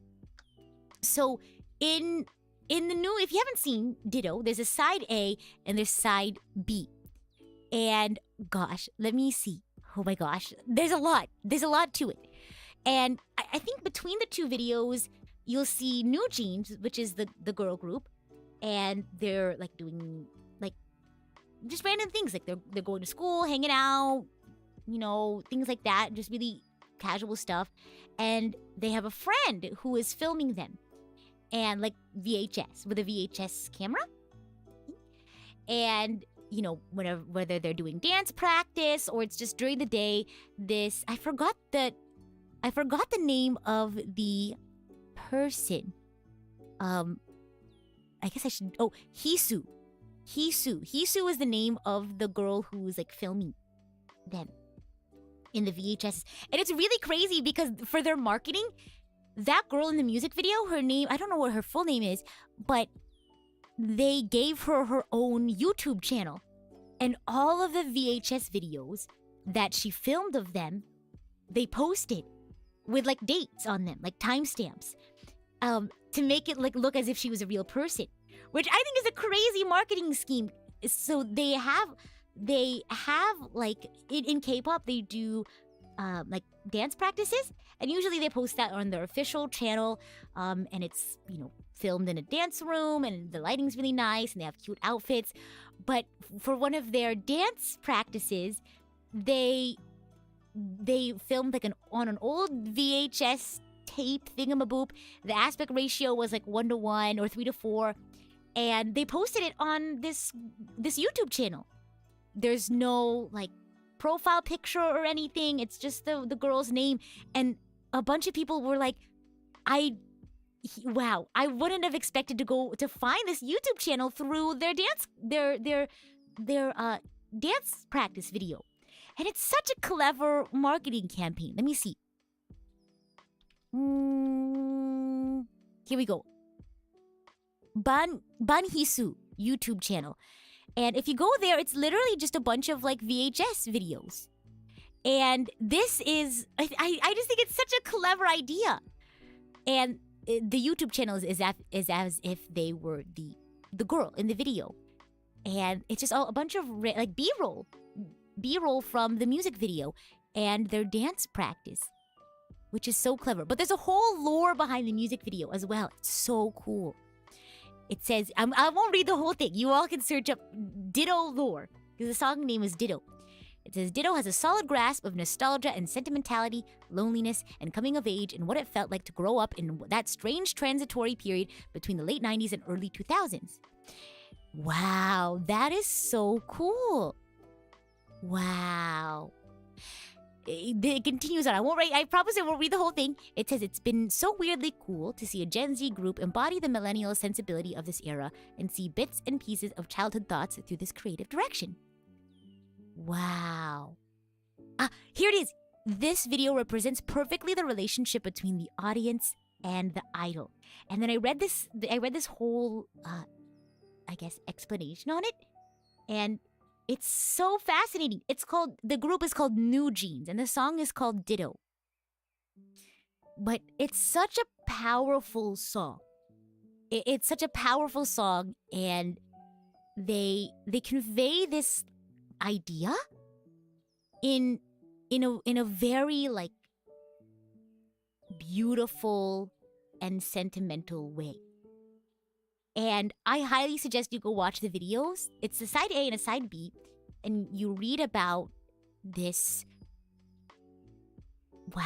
story, I guess, this masterpiece they crafted, that because a lot of idol groups, they create a song that is specifically dedicated to their fans.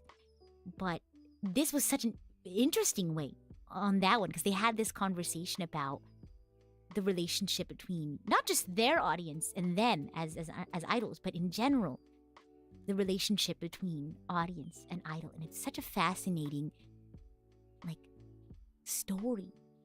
Yeah. Oh my gosh. And this I'm looking on Reddit, and it's like theories, meaning, and stuff.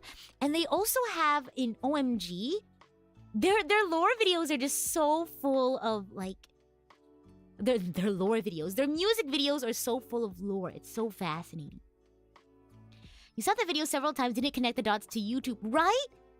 Because the channel name is Ban Hisu, and then the title is just the date. The lore is so crazy, but it's so cool. Highly suggest you check it out, New Jeans. And the music's just good.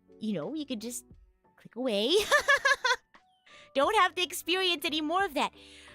But it's such a fascinating, occurrence to me. Phenomenon. That's the good word for it. Because I wonder why, if it pains you so much, right? Because obviously you're not having a good time, right? If it pains you to be in, watching a stream or watching a video, why take more time, right, out of your day to put in extra energy to continue interacting with the media further? Does that make sense? I don't know. It was always very peculiar to me. Because if something is not my cup of tea, I just go, well, good for them, just not my cup of tea. I'm gonna go, find a different song or find something else to occupy my time. I think it's very an interesting phenomenon. Yeah. RJ says if people were to just mind their own business, we'd have colonized Mars already. Oh my gosh. Yeah, because sometimes you just gotta find your peace and move on. Right? I always think it's very fascinating that, this is the impact, Genshin impact. This is the impact that you want to have on not just the internet, but on another, towards another human being. You know what I mean? It's very fascinating to me. Yeah. Maybe I'm just not hardwired that way. I don't know. Oh my gosh. Oh goodness. Oh, I did not raise my... Is that the exquisite? Is that the festive fever stuff? Mm-hmm. Yeah. Yeah, I do game a lot off stream. Mass Effect, I can save for stream, right? Because events don't end in Mass Effect. But with Genshin, I usually do play, off stream at least once a week, to keep up with events, so they don't go away. Oh my gosh.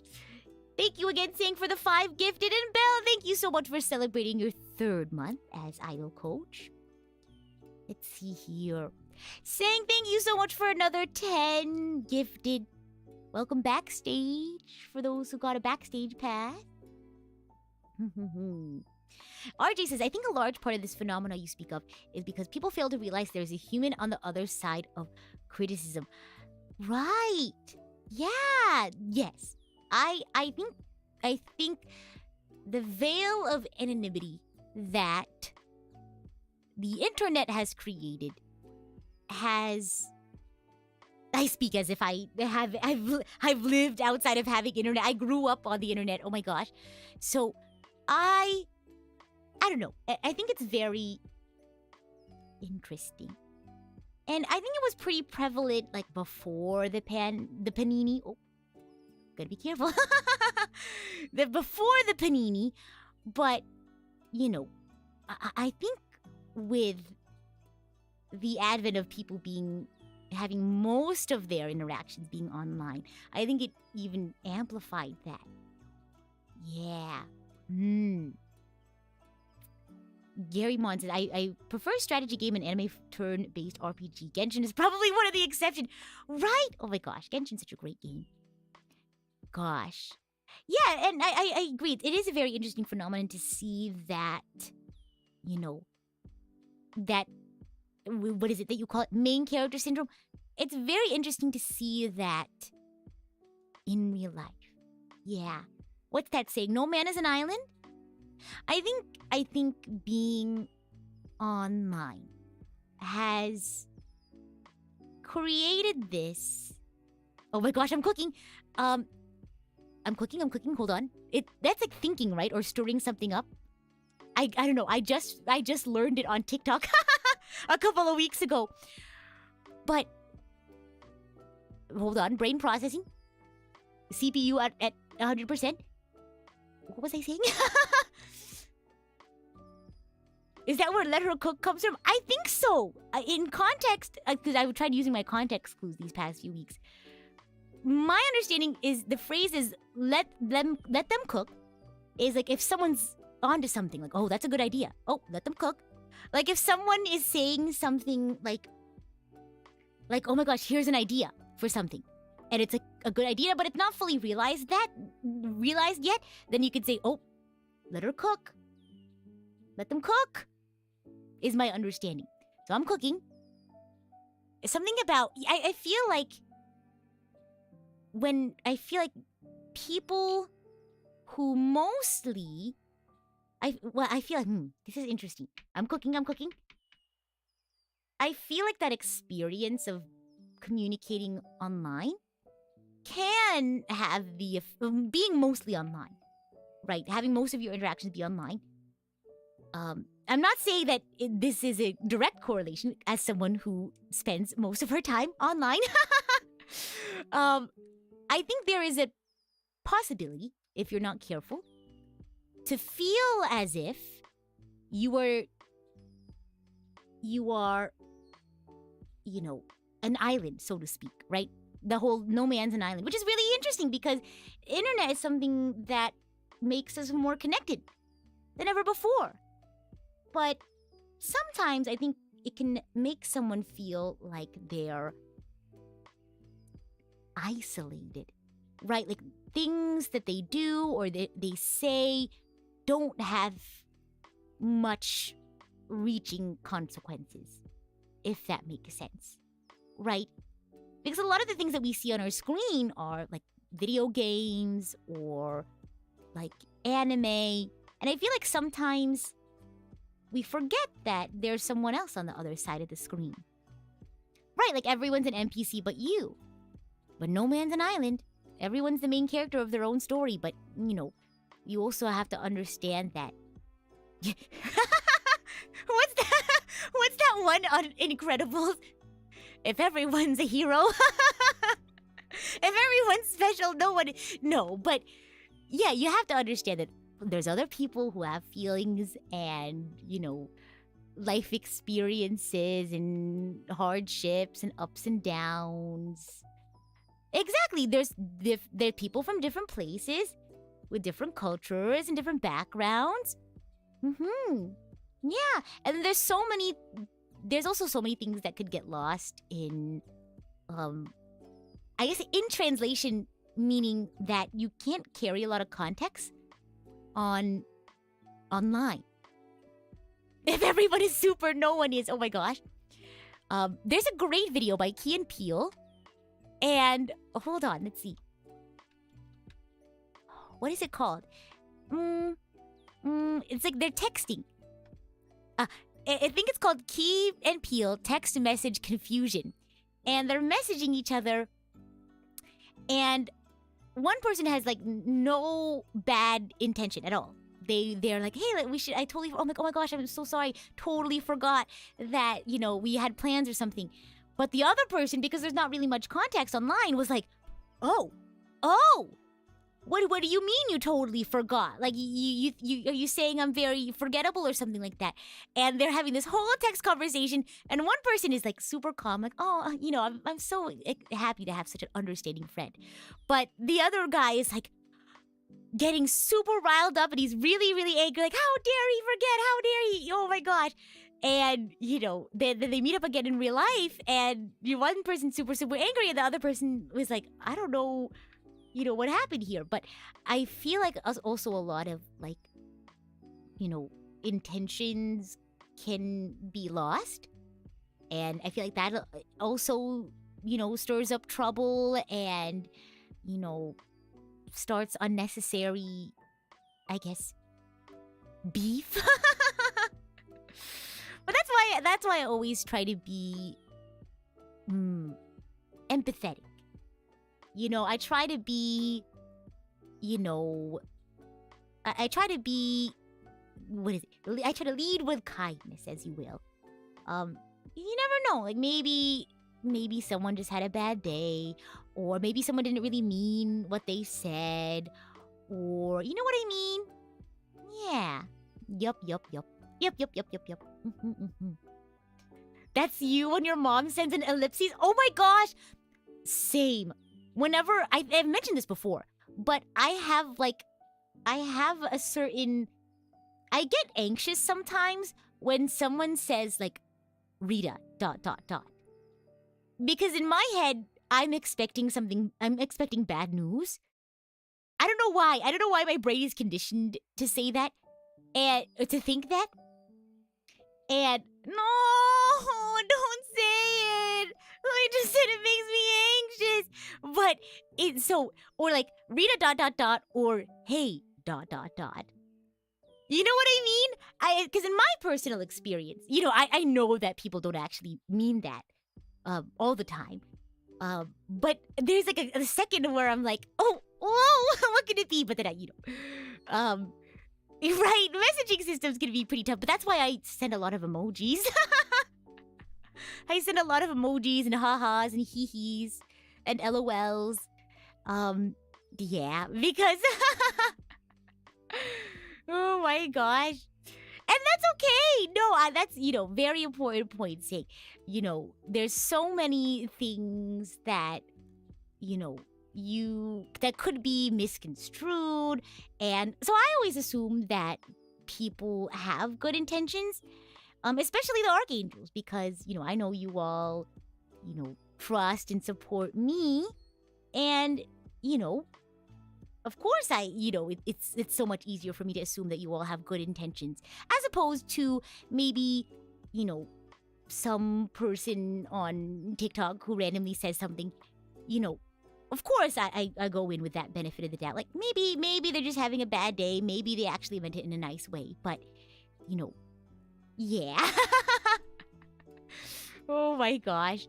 But I don't know. I always like to assume good intention and, give back kindness, even if it's not kindness that they're showing back. I try to give them the benefit of the doubt, right? And then, if it gets a little bit over the top, then I just, boop, I exit the situation. I press the exit button on the conversation, and yeah, you just gotta, what's it called? Gotta monitor your experience. You gotta manage your experience. There we go. Same. I also add LOL or like haha or hee hee a lot because it like softens, things. But I also I guess in professional settings I try not to I feel like especially women often feel the need to, I guess pad messages so they don't seem too, I guess, intimidating. But I was like, no, I shouldn't feel bad about it. Oh no! Something happened in my room. I'll tell you all what happened in a moment after I finished cooking. I feel like I used to have an anxiety when I'd send like emails and things because I was always worried that people would perceive me as being too intimidating if I was too direct.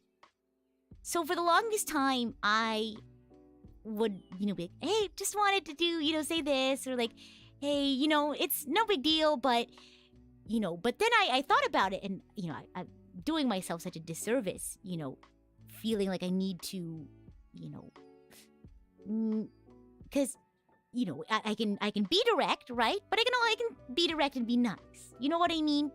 And it's such an interesting, art to perfect, being professional, but also having your intentions conveyed properly and also not downplaying the importance of your needs and things like that. Oh, anxiety before phone calls. I feel that. I thankfully don't have like bad social anxiety. I do get a little nervous, but I wouldn't say I get pretty anxious, and I'm pretty thankful about that. My goodness. But sometimes I do prepare for big calls. Yeah. People see you as intimidating? No offense. Oh gosh. Well, it's people who've never met me before, like people I've only like emailed before. And I was always worried that like, oh gosh, would someone find me too intimidating if I'm too direct, right? Especially working in like a cross-cultural setting. I took a cross-cultural communication course, such a fascinating course. And it talked about like high context versus low context, you know, I guess countries, and it was so interesting. I was talking to a friend, and you know, I saw them watching a video on their phone, and it was an interesting video, and I wanted to like watch it with them. I wanted to ask them what it was about. And hello, welcome in. I see I had a couple folks pop in during Super Chat reading. Hello. And so they were watching a video on their phone while they were eating lunch. So obviously they were like doing their own thing. And so I wanted to either watch the video with them or, you know, ask them about it. But I didn't want to directly go to, hey, can I watch that video with you? Because in my head, I thought it might be a little rude. Or, you know, at least I'm used to having those layers of like leading into a request, if that makes sense. Right? Like you don't just ask something out of the blue. So I asked my friend, hey, are you watching a blank blank video? And my friend looks at me and was like, I'm playing this video out loud. You can obviously tell, and like you know what it is. Why did you? And obviously they didn't mean anything bad by this, but they said, why did you ask me that question? You know, because and then I was like, well, because I wanted to, you know, see if I could watch the video with you. And they laughed and they said, you know, I figured that was the case, but you know, why did you ask the question? It's okay, we're good friends. there was no offense taken by that. So I was explaining to them like high context versus low context cultures and things like that, where in some cultures it would be considered rude to just outright say your intention, right? Because I feel like in high, let me see, let me see if I have this correct. High context culture. Because sometimes I get the two mixed up. Which one's a high context and low context? Oh yeah. So high context, you pay attention to more than just the words spoken there. So you kind of look at like body language, the relationship between people, nonverbal expressions, your physical location, even like social settings, like where are you? What are you doing? Like, you know, is someone your boss or is someone your subordinate? So versus like low context cultures where they take things at, I don't want to say face value, but they take things very literally. If you say something, then that's all the information you need. So I was explaining, like in some cultures, like, you know, being very direct is very rude, and you know, you kind of like want to ease your way into a request, if that makes sense. Mm-hmm. Without the context that y'all are close, it would be considered rude. But really, it was banter. Yeah. No. So they asked that question in opening the topic of context and like culture. So, you know, they were joking like, oh, you know, of course, like, you know, I figured you wanted to watch, but you know, as a very, I'm very interested as to why you asked the question, because I do that a lot, right? You know, I instead of directly going with my request, I'll add things to it, because that's just how I'm used to talking to people. That's how I grew up. I grew up in a very high context culture. But I think a lot of Asian countries and a lot of Asian cultures are high context cultures. So I guess that's just how I grew up. So it was a very fun and fascinating conversation. Yeah, I love like things like that. I think it's very, I don't know, I think cross-cultural communication is very fascinating and very interesting. A very important skill to have. Mm-hmm. Yeah. I'm trying to think of other situations. Oh, here's another one, like with friends. So like if my friends are cooking something, like they're cooking their dinner or something, and, you know, if they have a lot, or I want to try it, or I want to taste it, you know, I won't just go up and like, hey, can I try some? I would be most comfortable saying like, oh, it smells good. What are you cooking? You know, oh wow, like, you know, what are the ingredients? Like, what are you doing next? And then I'll go in like, could I try a bit? Oh my gosh. This is how people with social... The thing is, though, is I don't think about that. 99% of the time, I don't think about it. it's just something I do automatically. It's just something I have done growing up because I personally don't have social anxiety. I love talking. Well, you can have social anxiety and still want to talk to people. I don't generally get anxious when I talk to people. It's something that I do without thinking about it, if that makes sense. Because it's a I guess a way of socializing that I grew up with. Absolute Link says it seems reasonable to me to never open with a request, but make contact first. Yeah. So like it's just very interesting because some cultures it's like, oh, I wouldn't have even thought about that. I would have just asked the question directly, and didn't think about that.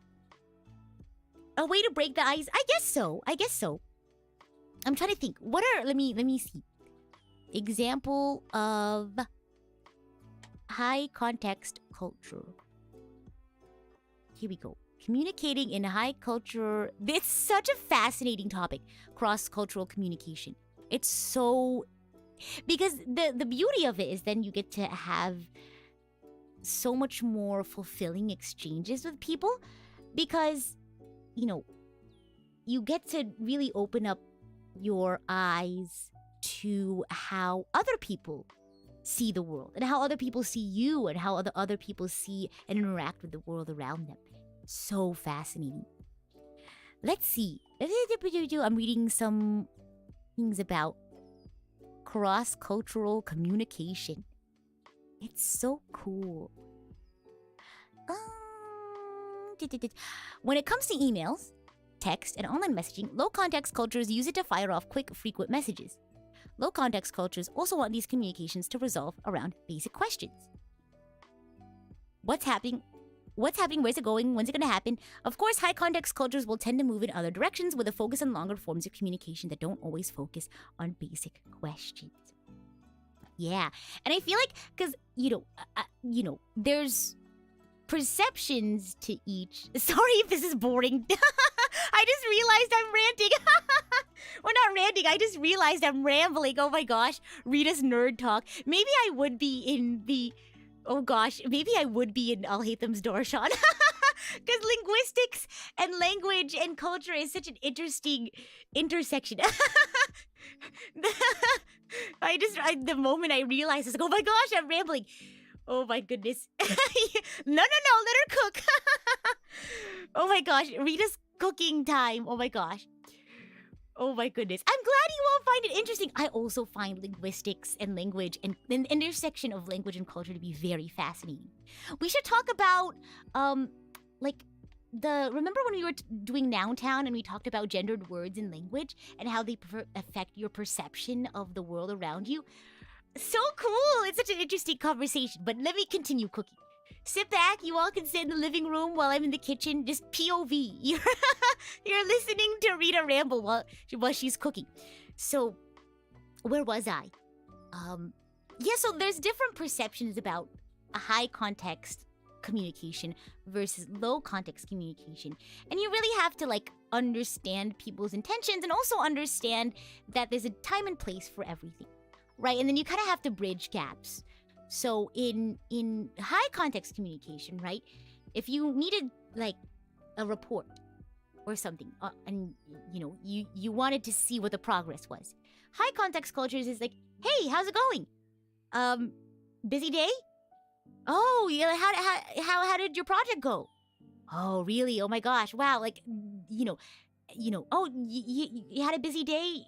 You had a lot of projects? Oh, I'm so sorry to hear that. Oh, hey, were you able... I know you were super busy, but, were you able to, get the report done? Right? You would have kind of I guess, you would judge the context, right? You would be more focused on, oh, maybe they're a little swamped. I'll ask them later. Right? So, let's say you ask, how was your day? And they said, oh, really busy. Maybe then you would ask your question differently, or you would ask another time, or maybe you could say oh, I'm so sorry to hear that. If you're having a hard time, is there anything I can do to help you? And if I can, could I also get an update on the report? Or if you're a little too jam-packed to get the update on the report, maybe I can help you in some other way or get someone else to help you. So that is a high context situation. And low context is you just go up to someone and say, hey, update on the report? And obviously it doesn't have to be that blunt, like, hey, do you have an update on the report? Or something like that. And there's pros and cons to each one, or I guess positive and negative perceptions to each one, but it really just, I guess it depends on my high context self. It's like, it depends on the context. Because in some instances, if it's urgent, right, lower context communication may be more, beneficial, right? And you can say like, hey, I need the report. Can you give me the update on the report? And then if you feel like maybe later you can follow up, especially for someone who you know for sure is like a high context person. Because like, hey, sorry, I seemed a little blunt earlier, but I really needed that report. Something like that. But then sometimes, there's time to get to know someone, especially for someone who really likes to get to know people or who likes to connect to people. If you're a low context communicator who maybe is communicating with a high context individual, it's just something to keep in mind, right? You don't have to change everything that you say, but it's something to keep in mind, right? Time and place, things like that. Try to think of how you communicate. I'm coming up with about 50-50 low or high context. Yeah, I mean, it's not black or white, for sure. Because there's also times where I, think, okay, this is an urgent moment, and it would be better for everyone if I did this. Because sometimes, imagine you're in a meeting and it's like a 30-minute meeting, you have to get so much done in one go. It might upset people if you start off a very short meeting with a lot of things that you need to talk about. It might upset people if you start off with like, hey everyone, how's your day? Even though you have a very positive intention, someone might feel, oh gosh, Rita doesn't care about our time, right? Like I have so many things I need to finish on my schedule, and she's padding the meeting, even though I have positive intentions, right? So it's very interesting to think about that. And you can also do on the flip side. So let's say you start off a meeting and you go directly into the I guess, agenda. Someone might think, oh, they don't care about me. Rita doesn't care about how my day was. Or, how my family's doing. Or how I'm feeling.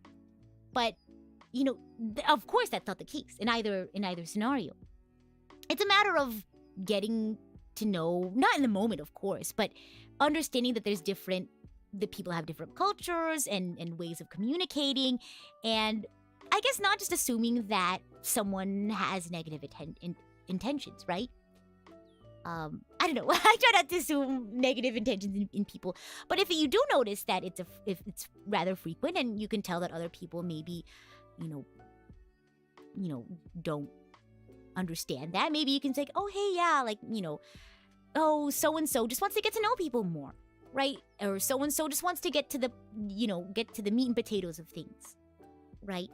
But yeah, I think it's all about being empathetic and open-minded. You plan on what to say in your mind roadmap too. Not often. I don't think I actively think I have a roadmap or anything, but if I have time to prepare, let's say I have a meeting in 5 minutes, then I'll think, okay, how long is the meeting and what do we need to talk about? And I'll think, oh, okay, it's an hour, but we only have one thing we need to talk about. I think we have time in the beginning to chat. But if it's a 15-minute meeting, we have so many things to talk about. 5 minutes before, I'll go, okay, I'll start us off with a fun little, energetic little hello, and we'll get right into it. Actual recent Slack conversation I've had. Hi, name. How was your weekend? What's broken? Oh my goodness! Because I saw a TikTok of this worker who was very upset because, they were like, I knew my manager had bad news. And it was already 5 p.m. and I already wanted to be off the clock. But they started off their message with a, hey, how's your day going? and the girl was like, I want my day to be over now. Please get to the point. Oh my gosh. So it really just depends on, I was going to say the context, but it really, You just gotta have an understanding of the fact that there are people who have different, I guess, socializations. Is that how I'm very not eloquent? But go search it up. Communicating in high context versus low context cultures. Because it's very something I can do in practice, but it's tough to do, to like relay, to teach someone how to do high context versus low context. I don't know if it's a flaw. I mean, it's just how you're used to communicating. Yeah, it depends on the person you communicate. Yeah. Yes. And I keep joking about how I keep accidentally saying it depends on the context as a high context communicator, but like it really does. If you have time and you can really get to know someone, then, you know, it should be fine for high context communicators to, you know, communicate as is. But if you're a little bit strapped for time, then maybe be a little bit more cognizant of, you know, the ways of communicating that you're used to, and be like, hey, maybe now is not really the time to, you know, do that sort of conversation. You've been learning high context my whole life, and I still don't know how to do it. That's okay. I'm also still I'm not used to low context conversation. To me, low context communication still feels a little, I don't want to say difficult, but it feels not normal. It takes me a little bit more brain power, I guess, to really like shift into that idea that it's not that they don't want to talk to you and get to know you. It's just that they have a priority, or they're just low context communicators, and it's just a little shifting you have to do in certain situations to communicate more effectively. Because there's certain situations where low context communicators, you know, find it more beneficial for everyone and for themselves to try a little bit of high context communication. How to communicate with Luto 101? Then no, I feel like I've been communicating with Luto for quite a while now. I know, you know, when is a good time to use low context, when is a good time for high context and things like that. So, yeah. When you get to know someone for a long time, you know, you understand their eccentricities. But I'm glad that my friend brought it up, because it's something that we're both used to, right? Each other's communication styles. But it was a fun, door opening into the conversation of high and low context cultures, right? Because sometimes it's you know how your friends talk and interact, but sometimes you don't know why that is the case. It's so fascinating. Yeah, exactly. You kind of just go into a flow with someone, but it's so fascinating to kind of take apart, especially something that you do on a day-to-day basis that you don't even think about, but you kind of take apart, like, why do we do this, right? It's so fascinating. Exactly. It depends on urgency, topic, all that stuff. I know, it depends on the context. Oh my goodness. Oh my gosh. What a fun little tangent, don't you think? Let's see. Astone, thank you so much for celebrating your 5 months as idol coach, and you too, Amelia. Oh my gosh. Am I saying your name right? I'm so sorry. Oh my goodness. Ashbel says, oh, it's just a membership anniversary celebration, 3 months as idol coach. Thank you very much. Oh my gosh. Let's see. High context communication needs shared experiences to relay info better, which is why in the West, where it is so diverse culturally, low context is so prominent. Wow, that is great insight. Wow, that's true. Yeah. Wow, this could go into a whole other conversation about how, oh my gosh, have you all seen, Crazy Rich Asians? And they had this huge, conversation. One of the big themes and topics of Crazy Rich Asians was the idea of,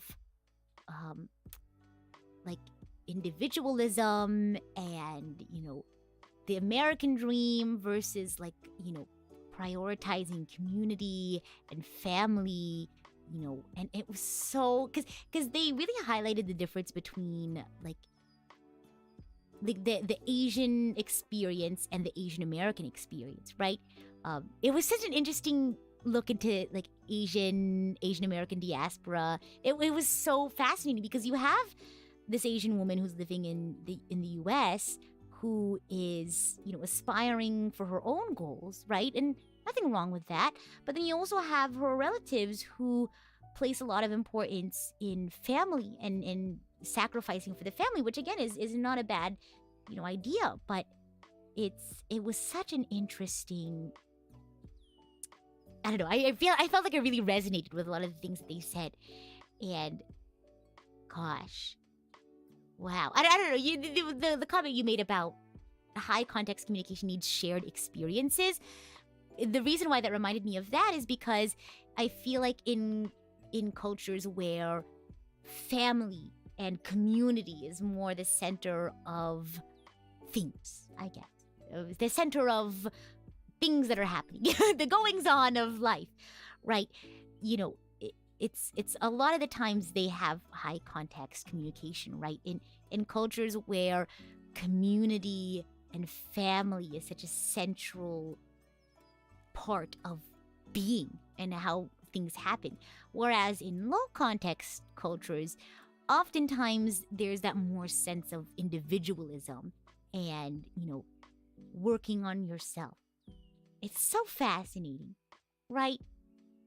Yeah, exactly. Collective versus individual. Exactly, because there's positive for both and there's negative for both. And it's very interesting how that way of communication ties in with that perception, right? Of how, what's important, right? Individualism or supporting a community or your family. Isn't that so fascinating? Like, the way... Oh, wow. Oh my gosh. Cultures are so interesting to study because so much of your culture and how you're socialized affects your language, which in turn affects, so many connections between multiple aspects of culture. Oh my gosh. Rita anthropology stream. Oh my gosh. We could just talk about humanity. We could talk about... Oh my gosh. Exactly. Yeah. So, wow. Oh my gosh. Like the way you grow up, the way your culture is affects your language, how you perceive the world, how you behave. Very cool tangent. I agree. It always happens in super chat reading, I feel. I'm gonna gush about the archangels again. So I've said this a million times, but one thing I cannot appreciate enough about the archangels is that we can have so many fascinating. Look at the time. I didn't even notice. Oh my gosh, there's so many fun tangential conversations we can have in addition to all the fun that we already have. I'm just so glad that I have a community that I can trust to be thoughtful and open-minded and also be willing to share their thoughts and their experiences. And I'm glad that you all feel comfortable enough with not just me, but with the community as well to share your thoughts and share your experiences. Because I feel like a lot of times, I talked about this in a previous one, I think a lot of times people are afraid to share their experiences. And yeah, great job on being yourselves, archangels. I feel like a lot of people are scared of sharing their experiences, especially if they're in the minority. Look at the pineapple on pizza debate, right? Pineapple on pizza, whether you love it, whether you hate it, I feel like a lot of times people who are in the minority, which I think is the pineapple on pizza folks, people are like, oh, I don't want to say anything. But if you're contributing to the conversation in good faith, like I hope that people will take that into consideration. We could have a lovely conversation of what toppings go on pizzas and what works well, what doesn't. What tastes good, what doesn't. But I don't know. I feel so lucky to have a thoughtful and trusting community. Yeah, and I feel like there's a lot of I don't know, we have a lot of fun. We have a lot of good conversations. Oh no! Oh, let me stop the conversation here before we get into some controversial pineapple on pizza conversation. I don't know if I'm ready for that. After one deep conversation about cross-cultural communication, I think my brain's overclocked now. Oh my gosh. Abraham, thank you so much for celebrating your 7th month as idol coach. I was cooking for too long. I'm toasted. I'm toast. Oh my gosh. Cube, thank you so much for the dono. Honkai X PRISM crossover event where Rita becomes an official Hoyoverse crossover character. That would be so cool. Chuckleman says, I like those kinds of pizza. And that's awesome. That's awesome. You should be proud to like pineapple pizza. I personally don't like pineapple pizza, but hey, good on you for liking pineapple pizza. That's not a great example, but it was the first thing I thought in my head was pineapple pizza. Oh my gosh. There isn't it Honkai? Isn't it Star Rail? Is that what it was? I don't really keep up with Honkai. We support all Archangels despite their pizza topping preferences. Oh my gosh. Oh my goodness, how funny. You all are so funny. I've told you all that before, but the Archangels are so funny. Let's see. Alex, thank you so much for the super sticker diamond. Oh my gosh, I forgot. Cupid had another question. Would you be a playable character? What stats and abilities would you have? I wouldn't mind being an NPC. I would just love to have the opportunity to be in anything. I think acting is really fun. I've been having a lot of fun learning how to be an actress. And I'd love, more opportunities to improve that. Speaking of which, we're going to be voice acting some video games next week, so tune in for that. And Octasteve, thank you so much for the dono. As an enjoyer of podcasts, rants are appreciated.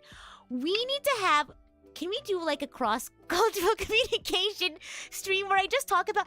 I would love to talk about language and anthropology. Let me see. Hold on.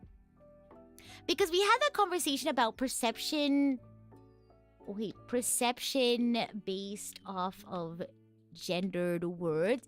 About how in some cultures, the word for sun is gendered feminine, and in some cultures, the word for sun is gendered masculine. And in the cultures where the sun is gendered masculine, oftentimes people describe the sun as being harsh or strong or sharp. But in cultures where they describe the sun, where they use a feminine term to describe the sun, then the sun is often perceived as warm, inviting, soft, which I think is very fascinating. And I know I love Setsu so much. Oh my gosh. But there's also the perception of time and how the way that you describe and talk about time influences the way you view the passage of time, right? Because in some cultures, they talk about time as in front of you.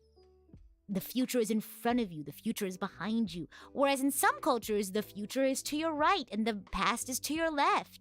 And in some cultures, the future is up and the past is down.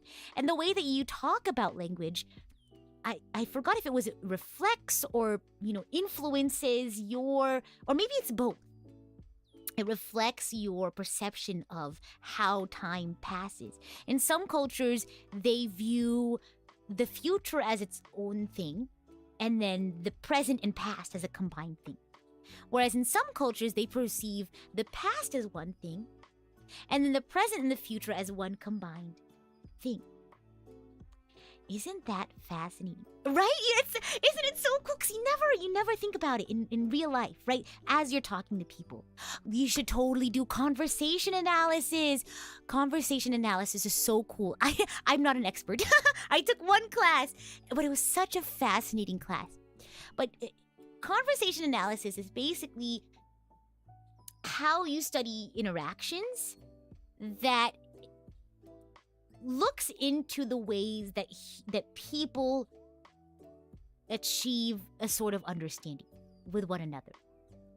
Yeah, and it's so fascinating because they'll take like a dialogue, just a random normal dialogue of a conversation you have, like a friend or something, and you analyze even the tiniest things like ums or uhs, or maybe why someone chose like a specific word, or why they like said something or paused, and it's so fascinating.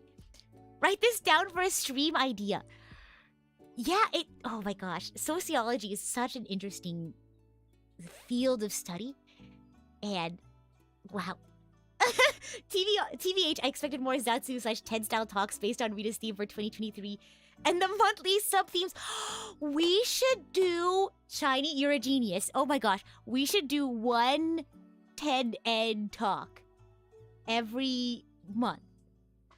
Because I have like fun activities planned that were made based on the theme, but we can totally do a TED talk. Maybe if this month, since we're talking about, or next month, it's about self-love and confidence, we can do a TED talk about, you know, how society nowadays views, like, how do you say, tooting your own horn, right? Like how people perceive that, right? Because I feel like a lot of the times if you say like, oh, I'm really good at this, if you're not careful, people will assume that you're being boastful, right? Rather than just being like, I'm proud of myself. Like, this is something I'm good at, and I recognize that, right? Like, and this is a strength that I have, in contrast to like a weakness I have or something. Maybe you can do something like that, and how to you know, be more confident in oneself, and how to hold yourself in high regard, right? But not in a way that's very like boastful, if that makes sense. Maybe that's an Archangel Radio. You know what? I just might do that. Yeah. Yeah, absolutely.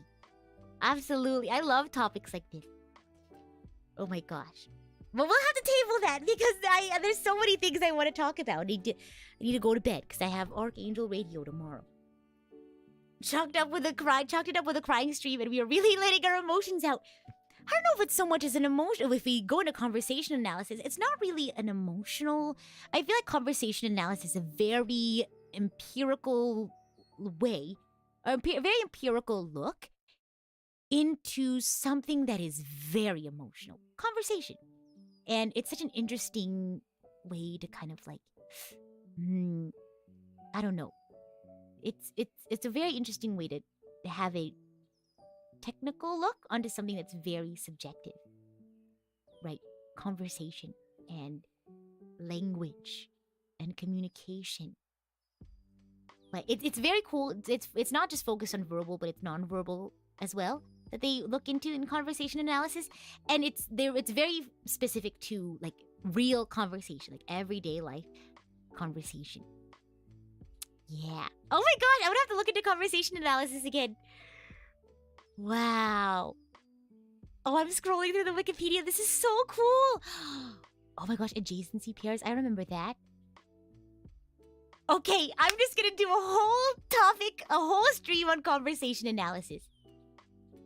Oh my gosh. Yeah, tune in. Have a nice, cozy, comfy Saturday morning with me and Heidi. It'll be lots of fun. Yeah, exactly. There's a lot of nuance in how pride is viewed. Okay, we need to have a cross-cultural communication stream, and we also need to have a conversation analysis stream. It's so cool. Maybe we could even like take conversations from like video games or something, or like anime, and then we can turn that into a conversation analysis. To be interesting, be interested. Oh my gosh. Okay, I'll have to save this for next time because this is gonna turn into a whole other 2 hours. Oh my gosh. And the annotations that they use in like transcription for conversation analysis is so fascinating because they'll annotate things like pitch or volume or pauses or like stressed symbols, right? And as someone who's like learning how to be an actress and act, because when I was really young, I used to do like speech stuff, and that was the extent of my getting to learn about acting. Like I'd read a couple of plays here and there, but that was the extent. Like I never actually did a full production, right, with other people. I did speech stuff, But when I got the chance to learn about conversation analysis, it was so fascinating because with something like stressed syllables, you can understand why some people will say, hey, to go back to the report thing, did you finish the report today? If you have emphasized, did you finish the report today? It implies that there's something other than the report that there was to finish. But if you were distressed, did you finish the report today? It implies, like, that there was another day that you could have finished it. Maybe you finished it yesterday, or you finished it tomorrow. And it's such an interesting way to understand acting, right? Because I didn't even realize that was something I was doing, right? Because back when I used to do, like, speech here and there, and, I would perform, quote unquote, perform a script, there's so many ways you can deliver a line, right? But over time, as I read these scripts and, I would read speeches and things, I started to understand that there was a hidden, like, meaning behind certain deliveries, right? And it wasn't until I reached this class about conversation analysis where I realized this is it. This is what I was thinking about. How different stressed syllables could mean certain things. And you don't need to do conversation analysis to be able to understand how different deliveries convey different things. But it really just helps open up a whole new world, because it's stuff that you do, right, unconsciously. Right, as someone who's learning how to be an actress, I could have thought about that, right? I could ask the director, hey, so what's happening? Or I could look at the rest of the script and say, okay, what are we focusing on in this conversation? Oh, okay, if that's the focus on the conversation, I'll stress this word instead, since that's what we were trying to focus on. But if you're someone who maybe can't quite grasp certain aspects of, like, conversation, things like conversation analysis could help you understand, oh, okay, so the stress here means that we're emphasizing this, or that we're implying this. Exactly. The hidden meaning within the message. That's something that's always difficult when we see beginners try to deliver lines on YouTube comic vids. Exactly! You kind of have to understand, like, because the different things, the way that you deliver a line implies context. RG says, there's a video titled In Praise of Subtle Performance that talks about the subtleties of delivery and such that delivers much more than the dialogue performed. Exactly! It's so cool. And this is something I kind of, I'm not like a classically trained actress or anything. But back when I was younger, I noticed, like, oh, I wonder why this person decided that's how they were going to deliver it. And then just watching people perform and things like that, I noticed, oh, I see it now. They were implying this in these situations when they said that or did this. So much knowledge to digest tonight, I know. Oh my gosh, I should let you all go so we could all get some rest before Archangel Radio tomorrow. Gosh. Oh, I want to talk about it so much, but we'll do conversation. We can do a conversation analysis stream where we pick a conversation from an anime or something, or a video game. Oh my gosh, we should pick like a Mass Effect cutscene because their voice acting is so good. We should do that. Oh my gosh, I'm thinking. We'll do a Mass Effect one, we'll do a Genshin one. We'll pick one from an anime. Oh, but you know what? I need like the audio, because part of conversation analysis is you have the transcript notated, but it's also very helpful to hear it. Gosh, so probably video games will be an easier, like video games that I've played before will probably be an easier feat. How do you have this much room in your schedule? I make room. I make room somehow. Oh my gosh. And if it's something that you all are interested in, of course, all the more reason to make time for it. Of course. Gonna have to ask Shogun for permission for audio clips. If it's a video game that I've played before, I think it should be fine. Because I've played the video game. You all have heard me play video game cutscenes on stream before. I know, I have to write these down. Okay, let me write these down. Okay, before we wrap up, let me write these down. Then I'll think today's bread heist pirate crew, and I'll pick up a person to raid into, and we'll call it a day. Okay, conversation analysis stream. Okay, There was also cross-cultural communication, cultural communication. Oh, we do have a month about social wellness. Maybe we can do that then. That'd be really cool. I think the conversation analysis stream could happen whenever. Let's see. Oh, we wanted to do a themed TED Talk about it won't be like a TED Talk, but it'll more be like a structured Zatsuda, if you will. TED Talk about self-confidence and self-love. What else are we missing? Okay, while we're cooking, while we're remembering, I'm gonna go ahead and set up the raid. And today's Bread Heist Pirate Crew. Wasn't this such a fun Zatsudan? Oh my gosh. Every Zatsudan is super fun, but it's always especially interesting whenever we have like a crazy topic like that. Let's see. Rookie is streaming right now. Little Nightmares. Oh my gosh. Oh my gosh. I hope you all can sleep well after this. Here we go. Well, let me see if she's still going. Are you still going?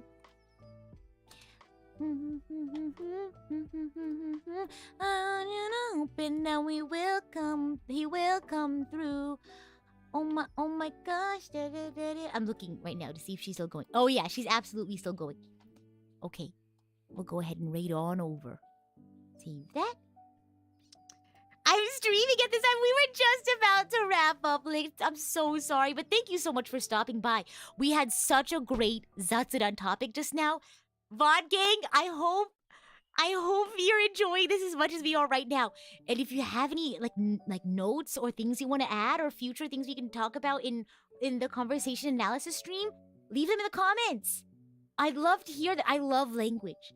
As someone who can barely speak English, I can hardly speak, Japanese or English, let alone Japanese. But language as a concept is so fascinating to me.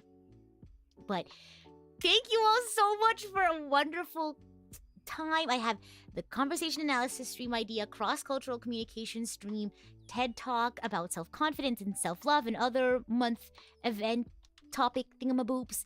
But let me know if I forgot any in the comments down below.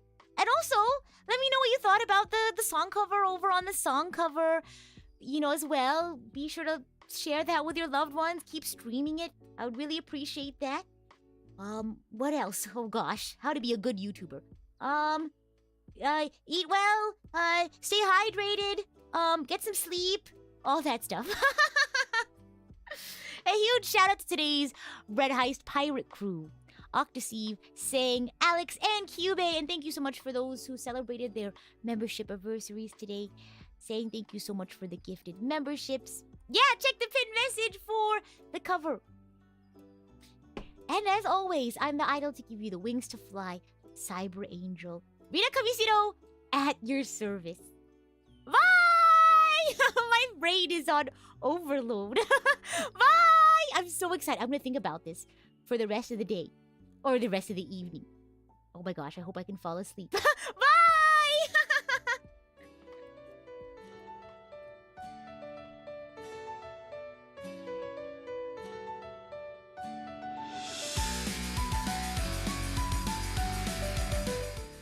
You know where this all started. This all started with New Jeans because I searched up the lore for Ditto. Go search up Ditto, Side A, and Ditto Side B, watch the music video, listen to the song, and then go search up Ditto Lore Explained. There's like some great threads out there. There's one I found on Reddit, and it'll explain to you the music video and the meaning behind it. So, we need more like music videos that have like deep lore and stuff like that.